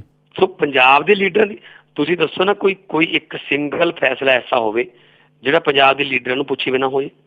ਇੱਕ ਦਿਨ ਕੀ ਹੋਇਆ, PAC ਪੋਲੀਟੀਕਲ ਅਫੇਅਰ ਕਮੇਟੀ ਹੈ, ਮੈਂ ਕਿਉਂਕਿ ਮੇਰੇ ਪ੍ਰੋਗਰਾਮ ਪਹਿਲਾਂ ਬਣੇ ਹੋਏ ਸੀਗੇ ਤੇ ਮੈਂ ਨਹੀਂ ਜਾ ਸਕਿਆ ਉੱਥੇ। ਕੋਈ ਉਹਨਾਂ ਨੇ ਫੈਸਲਾ ਲੈਣਾ ਸੀਗਾ ਤਾਂ ਅਰਵਿੰਦ ਕੇਜਰੀਵਾਲ ਜੀ PAC ਦੇ ਮੈਂਬਰ ਨੇ, PAC ਦੇ ਪ੍ਰਧਾਨ ਨਹੀਂ ਹੈਗੇ ਜੀ ਜੀ ਜੀ। ਅਰਵਿੰਦ ਕੇਜਰੀਵਾਲ ਜੀ ਨੇ ਜੇ ਟਿਕਟ ਦਵਾਉਣੀ ਹੋਵੇ ਕਿਸੇ ਫੇਵਰਟ ਬੰਦੇ ਨੂੰ, ਉਹ ਦਵਾ ਨਹੀਂ ਸਕਦੇ ਕਿਉਂਕਿ ਉਹ PAC ਦੇ ਮੈਂਬਰ ਨੇ, PAC ਦੇ ਪ੍ਰਧਾਨ ਨਹੀਂ ਹੈਗੇ ਜੀ। PAC ਨੇ ਉਹਨਾਂ ਨੂੰ ਪ੍ਰਧਾਨ ਲਾਇਆ ਹੋਇਆ ਜੀ। ਔਰ PAC 'ਚ ਮਨੀਸ਼ ਸਿਸੋਦੀਆ ਜੀ ਡਿਪਟੀ CM ਜਿਹੜੇ ਨੇ ਸਾਡੇ ਦਿੱਲੀ ਦੇ, ਉਹਦੇ ਵਿੱਚ ਸੰਜੇ ਸਿੰਘ ਜੀ ਵੀ ਨੇ, ਦੁਰਗੇਸ਼ ਵੀ ਹੈ, ਮੈਂ ਵੀ ਹਾਂ, ਸਾਧੂ ਸਿੰਘ ਜੀ ਵੀ ਨੇ, ਰਾਘਵ ਚੱਡਾ, ਆਸ਼ੂਤੋਸ਼, ਗੋਪਾਲ ਰਾਏ, ਆਸ਼ੀਸ਼ ਖੇਤਾਨ, ਦਿਲੀਪ ਪਾਂਡੇ, ਆਸ਼ੀਸ਼ ਤਲਵਾਰ, ਕੁਮਾਰ ਵਿਸ਼ਵਾਸ, ਸਾਰੇ ਜਾਣੇ ਅਸੀਂ ਜੀ। ਸੋ ਇਹ ਕਹਿਣਾ ਕਿ ਜੀ ਫਲਾਣੇ ਦਾ ਕੋਟਾ, ਇੱਥੇ ਕੋਈ ਕੋਟਾ ਨਹੀਂ ਜੀ। ਬਹੁਤ ਹੀ ਬਰੀਕੀ ਨਾਲ ਗੱਲ ਹੁੰਦੀ ਹੈ ਸਾਰਿਆਂ। ਜੇ ਕਿਸੇ ਦਾ ਇਤਰਾਜ਼ ਹੈ ਉਹਨੂੰ ਸੀਰੀਅਸਲੀ ਲਿਆ ਜਾਂਦਾ ਜੀ। ਤੇ ਮੈਂ ਇਹੀ ਕਹਿਣਾ ਚਾਹੂੰਗਾ ਕਿ ਇਹ ਕਹਿਣਾ ਕਿ ਜੀ ਪੰਜਾਬ ਦੇ ਲੀਡਰਾਂ ਦੀ ਸੁਣੀ ਨਹੀਂ ਜਾਂਦੀ ਜੀ, ਨੋ ਕਿਉਂ? ਜੋ ਅਸੀਂ ਕਹਿੰਦੇ ਹਾਂ ਸਾਰਾ ਸੁਣਿਆ ਜਾਂਦਾ। ਜੋ ਅਸੀਂ ਕਹਿੰਦੇ ਜੀ ਆਪਾਂ ਨੂੰ ਇੰਨੇ ਦਿਨ ਆ ਜਾਓ ਜੀ, ਇੱਥੇ ਜਾਣਾ ਜੀ, ਤਾਂ ਅਰਵਿੰਦ ਕੇਜਰੀਵਾਲ ਆਉਂਦੇ ਨੇ। 9 ਤਰੀਕ ਤੋਂ ਲੈ ਕੇ 14 ਤਰੀਕ ਤੱਕ ਹੁਣ 5 ਦਿਨ ਦਾ ਦੌਰਾ ਹੈ। ਉਹਨਾਂ ਦਾ ਅਲੱਗ ਹੈ, ਮੇਰਾ ਅਲੱਗ ਹੈ। ਮੈਂ ਨਹੀਂ ਨਾਲ ਹੋਊਗਾ ਉਹਨਾਂ ਦੇ। ਉਹ ਅਲੱਗ ਕੰਮ ਕਰਨਗੇ, ਮੈਂ ਅਲੱਗ ਕੰਮ ਕਰੂੰਗਾ ਜੀ। ਇੱਕ ਦੂਜੇ ਨਾਲ ਫੋਟੋਆਂ ਖਿਚਾਉਣ ਦਾ ਚਾਅ ਥੋੜ੍ਹੀ ਹੈ ਜੀ ਕਿ ਅਰਵਿੰਦ ਕੇਜਰੀਵਾਲ ਆਇਆ, ਭਗਵੰਤ ਮਾਨ ਉਹਦੇ ਨਾਲ ਸੀ। ਲਓ, ਅਰਵਿੰਦ ਕੇਜਰੀਵਾਲ ਆਪਣਾ ਕੰਮ ਕਰੇ, ਮੈਂ ਆਪਣਾ ਕਰਾਂ, ਗੁਰਪ੍ਰੀਤ ਘੁੱਗੀ ਹੋਰ ਕਰੇ, ਜਰਨੈਲ ਸਿੰਘ ਜੀ ਹੋਰ ਕਰਨ, ਫੂਲਕਾ ਸਾਹਿਬ ਹੋਰ ਕਰਨ। 4-5 ਟੀਮਾਂ ਬਣਾਓ, ਵੱਧ ਤੋਂ ਵੱਧ ਪੰਜਾਬ ਦੇ ਵਿੱਚ ਵੱਧ ਤੋਂ ਵੱਧ ਲੋਕਾਂ ਕੋਲੇ ਪਹੁੰਚੀਏ। ਇਹ ਸਾਡਾ ਮਕਸਦ ਹੈ ਜੀ। ਵੈਸੇ ਤੁਸੀਂ ਫੂਲਕਾ ਸਾਹਿਬ ਦਾ ਨਾਂ ਲਿਆ, ਤੁਹਾਡੇ ਤੇ ਫੂਲਕਾ ਸਾਹਿਬ ਹੁਣਾਂ ਦੇ ਸੰਬੰਧਾਂ ਨੂੰ ਲੈ ਕੇ ਕਈ ਤਰੀਕੇ ਦੀਆਂ ਜਿਹੜੀਆਂ ਗੱਲਾਂ ਚੱਲੀਆਂ ਸੀਗੀਆਂ। ਫੂਲਕਾ ਸਾਹਿਬ ਬਹੁਤ ਸੀਨੀਅਰ ਨੇ, ਉਹ ਬਹੁਤ ਲੰਬੀ ਲੜਾਈ ਲੜ ਰਹੇ ਨੇ 32 ਸਾਲ ਤੋਂ, 84 ਦੀ।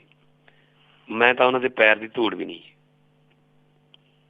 ਉਹ ਸੀਨੀਅਰ ਲੀਡਰ ਨੇ, ਉਹ ਫਾਊਂਡਰ ਮੈਂਬਰਾਂ ਦੇ ਵਿੱਚੋਂ ਨੇ। ਸੋ ਮੇਰੇ ਤੇ ਉਹਨਾਂ ਦੇ ਸੰਬੰਧਾਂ 'ਚ ਕਿਵੇਂ ਖਰਾਬੀ ਆ ਸਕਦੀ ਹੈ? ਮੈਂ ਸੰਗਰੂਰ ਜਦੋਂ ਇਲੈਕਸ਼ਨ ਲੜ ਰਿਹਾ ਸੀ ਤਾਂ ਮੈਂ ਪੂਰਾ ਇੱਕ ਦਿਨ ਫੂਲਕਾ ਸਾਹਿਬ ਲਈ ਰੋਡ ਸ਼ੋਅ ਵਾਸਤੇ ਦਿੱਤਾ ਸੀ ਕਿ ਇਹ ਵੀ ਜਿੱਤਣੇ ਚਾਹੀਦੇ ਨੇ ਜੀ। ਮੈਂ ਅਹਿਮਦਗੜ੍ਹ ਤੋਂ ਸ਼ੁਰੂ ਹੋਇਆ ਸੀ, ਬਾਇਆ ਗੁੱਜਰਵਾਲ, ਬਾਇਆ ਆਪਣਾ ਮੁੱਲਾਂਪੁਰ, ਜਗਰਾਉਂ, ਕੋਕਰੀ ਕਲਾਂ ਤੱਕ ਗਏ ਸੀਗੇ ਜੀ। ਅਸੀਂ ਬਰਾਬਰ ਦੀ ਲਾਈਨ ਨੂੰ ਛੋਟੀ ਕਰਕੇ ਵੱਡੇ ਨਹੀਂ ਹੋਣਾ ਚਾਹੁੰਦੇ, ਅਸੀਂ ਆਪ ਵੱਡੇ ਹੋਣਾ ਚਾਹੁੰਦੇ। ਫੂਲਕਾ ਸਾਹਿਬ ਸੀਨੀਅਰ ਨੇ, ਅਸੀਂ ਉਹਨਾਂ ਦੀ ਗੱਲ ਮੰਨਦੇ ਹਾਂ। ਉਹ ਕਈ ਵਾਰੀ ਨਾਰਾਜ਼ ਵੀ ਹੋ ਜਾਂਦੇ ਨੇ, ਉਹ ਕਈ ਵਾਰੀ ਝਿੜਕ ਵੀ ਦਿੰਦੇ ਨੇ, ਬਜ਼ੁਰਗ ਨੇ, ਔਰ ਮਾਂ ਪਿਓ ਝਿੜਕ ਸਕਦੇ ਨੇ ਸਾਨੂੰ ਜੀ। ਅਸੀਂ ਉਹਨਾਂ ਦੇ ਬੱਚਿਆਂ ਵਰਗੇ ਜੀ। ਅਤੇ ਭਗਵੰਤ ਮਾਨ ਜੀ, NRI ਹੋਣ ਦੇ ਨਾਤੇ ਤੇ ਇੱਥੇ ਜਿਹੜੇ ਬਹੁਤ ਸਾਰੇ ਸਰੋਤੇ ਜਿਹੜੇ ਇਕੱਲੇ ਅਮਰੀਕਾ ਹੀ ਨਹੀਂ, ਕੈਨੇਡਾ, ਆਸਟ੍ਰੇਲੀਆ, ਯੂਰਪ ਦੇ ਵੱਖ-ਵੱਖ ਹਿੱਸਿਆਂ ਤੋਂ ਜਿਹੜੇ ਸੁਣ ਰਹੇ ਨੇ, ਅਤੇ ਉਹਨਾਂ ਦੇ ਮਨਾਂ ਦੇ ਵਿੱਚ ਨੋਟਬੰਦੀ ਨੂੰ ਲੈ ਕੇ ਜਿਹੜੇ ਸਵਾਲ ਆ, ਉਹਨਾਂ ਕੋਲ ਕਿਸੇ ਕੋ 5,000, ਕਿਸੇ ਕੋ 10,000, ਕਿਸੇ ਕੋ 20,000, ਕੁਛ ਕੁ ਜਿਹੜਾ ਅਮਾਊਂਟ ਜਿਹੜਾ ਆ ਉਹ ਨੋਟਾਂ ਦਾ ਪਿਆ ਆ, ਜਿਹੜੇ ਭਾਰਤੀ ਕਰੰਸੀ 500,000 ਦੇ ਨੋਟਾਂ 'ਚ। ਉੱਥੋਂ ਦੇ ਲੋਕਾਂ ਵਾਸਤੇ ਇੰਨੀ ਮੁਸ਼ਕਿਲ ਆ। NRI ਜਿਹੜੇ ਇੱਥੋਂ ਜਾ ਰਹੇ ਆ, ਉਹਨਾਂ ਨੂੰ ਕਈ ਤਰੀਕੇ ਦੀਆਂ ਮੁਸ਼ਕਿਲਾਂ ਦਾ ਹੁਣ ਸਾਹਮਣਾ ਕਰਨਾ ਪੈ ਰਿਹਾ ਆ। ਉਸ ਦੇ ਉੱਤੇ ਕੀ ਆਮ ਆਦਮੀ ਪਾਰਟੀ ਵੱਲੋਂ ਕੋਈ ਉਹਨਾਂ ਦੇ ਲਈ ਕੁਛ ਕਰਵਾਇਆ ਜਾ ਰਿਹਾ, ਉਹਨਾਂ ਦੀ ਮਦਦ ਦੇ ਲਈ, ਜਾਂ ਫਿਰ ਕੀ ਤੁਸੀਂ ਉਹਨਾਂ ਦੇ ਲਈ ਕਰ ਸਕਦੇ ਹੋ? ਮੇਰੀ ਕੱਲ੍ਹ ਹੀ ਗੱਲ ਹੋਈ ਸੀਗੀ CM ਸਾਹਿਬ ਨਾਲ ਜੀ, CM ਦਿੱਲੀ ਅਰਵਿੰਦ ਕੇਜਰੀਵਾਲ, ਕਿਉਂਕਿ ਬਹੁਤ ਸਾਰੇ ਲੋਕ ਜਿਹੜੇ ਨੇ ਉਹ ਵੋਟਾਂ 'ਚ ਹੈਲਪ ਕਰਨ ਵਾਸਤੇ ਵੀ ਆ ਰਹੇ ਨੇ, ਵੈਸੇ ਵੀ ਆ ਰਹੇ ਨੇ, ਕਿਉਂਕਿ ਨਵੰਬਰ ਦਸੰਬਰ ਦੇ ਵਿੱਚ ਛੁੱਟੀਆਂ ਹੋ ਜਾਂਦੀਆਂ ਨਵੇਂ ਸਾਲ ਦੀਆਂ। ਜੀ। ਮੇਰਾ ਆਈਡੀਆ ਹੈ, ਦਿੱਲੀ ਸਰਕਾਰ ਸ਼ਾਇਦ ਮੈਨੂੰ ਲੱਗਦਾ ਵੀ ਇੰਪਲੀਮੈਂਟ ਹੋ ਜਾਊਗਾ ਵਿਦਿਨ 1 ਵੀਕ ਜੀ, ਕਿ ਅਸੀਂ ਇੱਕ ਦਿੱਲੀ ਏਅਰਪੋਰਟ ਦੇ ਉੱਤੇ ਇੱਕ ਹੈਲਪ ਸੈਂਟਰ ਖੋਲੀ ਦਿੱਲੀ ਸਰਕਾਰ ਵੱਲੋਂ। ਕਿਸੇ ਦੀ ਫਲਾਈਟ ਮਿਸ ਹੋ ਗਈ, ਕਿਸੇ ਨੂੰ ਕੋਈ ਬੱਸ ਨਹੀਂ ਮਿਲੀ, ਕਿਸੇ ਦੀ ਫਲਾਈਟ, ਕਿਉਂਕਿ ਧੁੰਦਾਂ ਪੈਂਦੀਆਂ ਨੇ, ਫਲਾਈਟਾਂ ਲੇਟ ਹੋਣਗੀਆਂ ਹੁਣ ਜੀ, ਉਹ ਬੱਸ ਪਹਿਲਾਂ ਲੰਘ ਗਈ ਜਿਹੜੀ ਬੱਸ ਦੀ ਟਿਕਟ ਲਈ ਸੀ ਜਾਂ ਵਾਟ ਐਵਰ, ਕਿ ਅਸੀਂ ਉਹਨਾਂ ਨੂੰ NRI ਦੀਆਂ ਮੁਸ਼ਕਿਲਾਂ ਨੂੰ ਸੁਣ ਕੇ, ਕਿਸੇ ਦੇ ਪੈਸੇ ਨਹੀਂ ਬਦਲੇ, ਵਾਟ ਐਵਰ। ਸੋ ਮੈਂ ਚਾਹੁੰਦਾ ਕਿ ਦਿੱਲੀ ਸਰਕਾਰ ਵੱਲੋਂ ਦਿੱਲੀ ਏਅਰਪੋਰਟ 'ਤੇ ਇੱਕ ਹੈਲਪ ਸੈਂਟਰ ਐਸਾ ਹੋਵੇ ਜਿੱਥੇ ਗਜ਼ਟਡ ਆਫਿਸਰ ਬੈਠੇ ਅਤੇ ਜੋ ਵੀ ਦਿੱਕਤਾਂ ਆਉਂਦੀਆਂ ਨੇ NRIs ਨੂੰ, ਖਾਸ ਤੌਰ 'ਤੇ ਪੰਜਾਬੀਆਂ ਨੂੰ, ਤਾਂ ਉਹਨਾਂ ਦਾ ਹੱਲ ਹੋਣਾ ਚਾਹੀਦਾ। ਇਹ ਮੇਰਾ ਆਈਡੀਆ ਜੀ। ਮੈਂ ਗੌਰਮੈਂਟ ਨੂੰ ਦੇਤਾ ਦਿੱਲੀ ਦੀ, ਅਤੇ ਆਈ ਹੋਪ ਕਿ ਵਿਦਿਨ 1 ਵੀਕ ਇੰਪਲੀਮੈਂਟ ਹੋ ਜਾਵੇ। ਜੀ। ਅਤੇ NRIਆਂ ਦੇ ਨਾਲ ਜੇ ਜੁੜੀ ਹੋਈ ਗੱਲ ਕਰੀਏ, ਮੰਨ ਲਓ ਆਮ ਆਦਮੀ ਪਾਰਟੀ ਦੀ ਜਿਹੜੀ ਅਗਲੀ ਸਰਕਾਰ ਪੰਜਾਬ ਦੇ ਵਿੱਚ ਆਉਂਦੀ ਹੈ, ਪੰਜਾਬ ਦਾ ਜਿਹੜਾ ਖਾਸ ਕਰਕੇ ਜਿਹੜੇ ਅੰਤਰਰਾਸ਼ਟਰੀ ਹਵਾਈ ਅੱਡੇ ਆ, ਕੀ ਉਹਨਾਂ ਦੇ ਉੱਤੇ ਜਿਹੜੀ ਬਹੁਤੀ ਕਹਿਣੀ ਆ ਉਹ ਕੇਂਦਰ ਦੇ ਸਰਕਾਰ ਦੀ ਹੁੰਦੀ ਹੈ ਕਿ ਜਿਹੜੇ ਸੂਬੇ ਦੀ ਸਰਕਾਰ ਦੀ ਹੁੰਦੀ ਆ?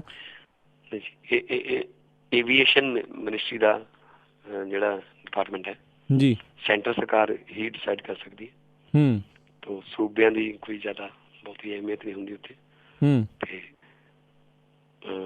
ਅਸੀਂ ਤਾਂ ਚਾਹੁੰਦੇ ਹਾਂ ਕਿ ਮੋਹਾਲੀ ਇੰਟਰਨੈਸ਼ਨਲ ਬਣੇ, ਬਠਿੰਡਾ ਵੀ ਬਣੇ, ਅੰਮ੍ਰਿਤਸਰ ਵੀ ਬਣੇ ਜੀ, ਤੇ ਕਨੈਕਟੀਵਿਟੀ ਜਿਹੜੀ ਹੈ ਈਜ਼ੀ ਹੋਣੀ ਚਾਹੀਦੀ ਹੈ, ਕਿਉਂਕਿ ਪੰਜਾਬੀ ਪੂਰੀ ਦੁਨੀਆ 'ਚ ਫੈਲੇ ਹੋਏ ਨੇ। ਜੀ ਜੀ। ਤੇ ਬਿਲਕੁਲ ਤੇ ਇੱਕ ਜੇ ਆਪਾਂ ਸਵਾਲ ਜਾਂਦੇ ਜਾਂਦੇ ਇੱਕ ਹੋਰ ਕਰੀਏ ਵੀ ਔਰਤਾਂ ਨੂੰ ਲੈ ਕੇ ਕਈ ਤਰੀਕੇ ਦੇ ਸਵਾਲ ਆ ਵੀ ਔਰਤਾਂ ਨੂੰ ਬਰਾਬਰ ਦੀ ਕਹਿ ਰਹੇ ਆ ਵੀ ਆਮ ਆਦਮੀ ਪਾਰਟੀ ਵੱਲੋਂ ਜਿਹੜੀ ਅਹਿਮੀਅਤ ਹੋਵੇਗੀ, ਪਰ ਸੀਟਾਂ ਦੀ ਵੰਡ ਵੇਲੇ ਕਾਫੀ 10% ਤੱਕ ਹੀ ਇੱਦਾਂ ਲੱਗ ਰਿਹਾ ਵੀ ਔਰਤਾਂ ਨੂੰ ਸੀਟਾਂ ਮਿਲੀਆਂ ਨੇ। 27 ਸਾਲ ਦੀ ਕੁੜੀ ਨੂੰ ਟਿਕਟ ਮਿਲ ਗਈ ਜੀ। ਰੁਪਿੰਦਰ ਰੂਬੀ, ਬਲਜਿੰਦਰ ਕੌਰ ਲੜੀ ਹੈ ਤਲਵੰਡੀ ਸਾਬੋ ਜੀ। ਐਮ.ਕਾਮ ਕੁੜੀ ਲੜ ਰਹੀ ਹੈ ਜਗਰਾਉਂ। ਅੱਜ ਮੈਂ ਉਹਦੇ ਹਲਕੇ ਜਾਊਂਗਾ ਬੰਗਾ, ਉਹ ਕੁੜੀ ਨੇ ਆਪਦਾ ਟੀਚਿੰਗ ਪ੍ਰੋਫੈਸ਼ਨ ਛੱਡਤਾ। ਮੈਂ ਕਹਿੰਦਾ ਆਉਣਾ ਚਾਹੀਦਾ, ਅੱਗੇ ਆਓ। ਸੰਗਰੂਰ ਦੀ ਯੂਥ ਦੀ ਪ੍ਰਧਾਨ, youth Aam Aadmi party youth ਦੀ ਪ੍ਰਧਾਨ ਸੰਗਰੂਰ ਦੀ ਜੀ, ਨਰਿੰਦਰ ਕੌਰ ਭਰਾਜ, ਰੀਸੈਂਟਲੀ 25 ਦਿਨ ਪਹਿਲਾਂ ਉਹਨੂੰ ਪ੍ਰਧਾਨ ਬਣਾਇਆ ਜੀ। ਕੌਣ ਹੈ ਉਹ? ਕੁੜੀ ਹੈ ਜਿਹਨੇ ਲੋਕ ਸਭਾ ਚੋਣਾਂ ਵੇਲੇ ਆਪਦੇ ਪਿੰਡ ਕੱਲੀ ਬੂਥ ਤੇ ਬੈਠੀ ਸੀ ਕਿ ਮੈਂ ਬੂਥ ਲਾਉਂਗੀ, ਤੇ ਸਾਰੇ ਮੁੰਡੇ ਵੀ ਡਰ ਗਏ ਸੀ। ਨਰਿੰਦਰ ਕੌਰ ਭਰਾਜ, ਉਹ ਸਾਡੀ ਯੂਥ ਦੀ ਪ੍ਰਧਾਨ ਹੈ ਸੰਗਰੂਰ ਦੀ। How can you say that ਕਿ ਔਰਤਾਂ ਨੂੰ ਅਸੀਂ ਪ੍ਰੋਪਰ ਜਗ੍ਹਾ ਨਹੀਂ ਦੇ ਰਹੇ ਜਾਂ ਕੋਈ। ਹਾਂ, ਉਹ 23 ਸਾਲ ਦੀ ਹੈ, ਜੇ 25 ਸਾਲ ਦੀ ਹੁੰਦੀ ਟਿਕਟ ਉਹਨੂੰ ਸੀਟ ਵੀ ਦੇ ਦਿੰਦੇ ਕੋਈ। 23 ਸਾਲ ਦੀ ਹੈ ਕੁੜੀ ਉਹ ਜੀ। ਕਾਨੂੰਨ ਮੁਤਾਬਕ ਤਾਂ ਹੁਣ 23 ਸਾਲ ਦੀ ਲੜ ਨਹੀਂ ਸਕਦੀ ਨਾ ਜੀ। ਠੀਕ ਹੈ। ਸੋ ਇਹ ਵਿਰੋਧੀਆਂ ਦੇ ਝੂਠੇ ਪ੍ਰਚਾਰ ਨੇ ਕਿ ਅਸੀਂ ਕਿਸੇ ਨਾਲ ਦਰਿਆਤ ਕਰਦੇ, ਬਲਕਿ ਅਸੀਂ ਤਾਂ ਚਾਹੁੰਦੇ ਹਾਂ ਕਿ ਜਿਹੜਾ ਡਿਜ਼ਰਵ ਕਰਦਾ ਉਹ ਅੱਗੇ ਆਵੇ ਜੀ। ਜੀ, ਭਾਵੇਂ ਔਰਤ ਹੋਵੇ, ਕੁੜੀ ਹੋਵੇ, ਮੁੰਡਾ ਹੋਵੇ, ਕੋਈ ਫਰਕ ਨਹੀਂ ਪੈਂਦਾ ਜੀ। ਜੀ ਮੈਨੂੰ ਪਤਾ ਹੈ ਜੀ ਭਗਵੰਤ ਮਾਨ ਜੀ, ਤੁਸੀਂ ਅੱਗੇ ਵੀ ਹੋਰ ਤੁਹਾਡੇ ਕਾਫੀ ਰੁਝੇਵੇਂ ਨੇ ਅਤੇ ਤੁਹਾਨੂੰ ਅਸੀਂ ਬਹੁਤਾ ਚਿਰ ਨਹੀਂ ਰੋਕ ਸਕਦੇ, ਅਤੇ ਜਾਂਦੇ ਜਾਂਦੇ ਤੁਸੀਂ ਜਿਹੜੇ ਦੂਰ ਦੁਰੇਡੇ ਬੈਠੇ ਜਿਹੜੇ ਸਰੋਤੇ ਨੇ ਉਹਨਾਂ ਨੂੰ ਕੀ ਕਹਿਣਾ ਚਾਹੁੰਦੇ? ਮੈਂ ਤਾਂ ਕੀ ਕਹਿਣਾ ਚਾਹੁੰਦਾ, ਮੈਂ ਸਿਆਣਪਾ ਨਹੀਂ ਦੇ ਸਕਦਾ ਜੀ। ਮੇਰੇ ਨਾਲੋਂ ਸਿਆਣੇ ਲੋਕ ਇਸ ਵਕਤ ਰੇਡੀਓ ਸੁਣ ਰਹੇ ਹੋਣਗੇ, ਬਜ਼ੁਰਗ, ਮੇਰੇ ਪਿਤਾ ਸਮਾਨ, ਮੇਰੇ ਦਾਦਾ ਸਮਾਨ। ਬਸ ਮੈਂ ਇਹੀ ਕਹਿਣਾ ਚਾਹੁੰਦਾ ਕਿ ਲੱਗੇ ਹੋਏ ਆ, ਤੇਰੀਆਂ ਮੈਂ ਲੱਖ ਮੰਨੀਆਂ, ਮੇਰੀ ਇੱਕ ਮੰਨੇ ਤਾਂ ਜਾਣਾ। ਇਸ ਵਾਰ ਸਾਡੀ ਮੰਨ ਲਓ ਜਵਾਕਾਂ ਦੀ, ਬਜ਼ੁਰਗਾਂ ਨੂੰ ਖਾਸ ਤੌਰ ਤੇ, ਕਿਉਂਕਿ ਪਹਿਲਾਂ ਤੁਹਾਡੇ ਕੋਲੇ ਕੋਈ ਰਾਹ ਨਹੀਂ ਸੀ, ਪਹਿਲੇ ਤੋਂ ਦੁਖੀ ਹੋ ਕੇ ਦੂਜੇ ਕੋਲੇ, ਦੂਜੇ ਤੋਂ ਤੰਗ ਹੋ ਕੇ ਫਿਰ ਪਹਿਲੇ ਕੋਲੇ। ਇਸ ਵਾਰ ਸਾਡੀ ਮੰਨ ਲਓ ਤਾਂ ਸ਼ਾਇਦ ਪੰਜਾਬ ਦੀ ਗੱਡੀ ਪਟੜੀ ਤੇ ਚੜ੍ਹ ਜੂਗੀ। ਇੰਨੀ ਗੱਲ ਜੀ। ਬਹੁਤ ਬਹੁਤ ਧੰਨਵਾਦ ਭਗਵੰਤ ਮਾਨ ਜੀ, ਤੁਸੀਂ ਸਾਡੇ ਨਾਲ ਜੁੜੇ, ਇਹਨਾਂ ਗੱਲਾਂ ਬਾਤਾਂ ਜਿਹੜੀਆਂ ਤੁਸੀਂ ਸਾਡੇ ਨਾਲ ਕੀਤੀਆਂ ਖੋਲ੍ਹ ਕੇ, ਅਤੇ ਆਉਣ ਵਾਲੇ ਸਮੇਂ 'ਚ ਵੀ ਕੋਸ਼ਿਸ਼ ਕਰਾਂਗੇ ਵੀ ਜ਼ਰੂਰ ਜਿਹੜੇ ਸਰੋਤਿਆਂ ਦੇ ਨਾਲ ਵੀ ਗੱਲਬਾਤ ਹੈ ਤੁਸੀਂ ਜਿਹੜੀ ਹੈ ਸਿੱਧੀ ਕਰ ਸਕੋ। ਸਮੇਂ ਦੀ ਜਿਹੜੇ ਜੀ ਰੁਝੇਵੇਂ ਤੁਹਾਡੇ ਜ਼ਿਆਦਾ ਹੋਣ ਕਰਕੇ ਆਪਾਂ ਤੁਹਾਨੂੰ ਬਹੁਤ ਚਿਰ ਨਹੀਂ ਰੋਕ ਸਕਦੇ। ਇੰਨੀਆਂ ਗੱਲਾਂ ਬਾਤਾਂ ਕੀਤੀਆਂ, ਇਸ ਦੇ ਲਈ ਵੀ ਤੁਹਾਡਾ ਬਹੁਤ ਬਹੁਤ ਧੰਨਵਾਦ, ਮਿਹਰਬਾਨੀ। ਬਹੁਤ ਬਹੁਤ ਮਿਹਰਬਾਨੀ, ਬਹੁਤ ਬਹੁਤ ਸਤਿ ਸ਼੍ਰੀ ਅਕਾਲ। ਸਤਿ ਸ਼੍ਰੀ ਅਕਾਲ।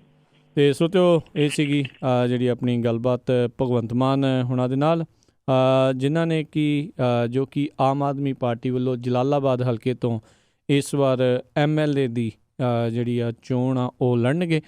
ਮੌਜੂਦਾ MP ਵੀ ਨੇ ਇਹ ਇਸ ਟਾਈਮ ਸੰਗਰੂਰ ਹਲਕੇ ਤੋਂ।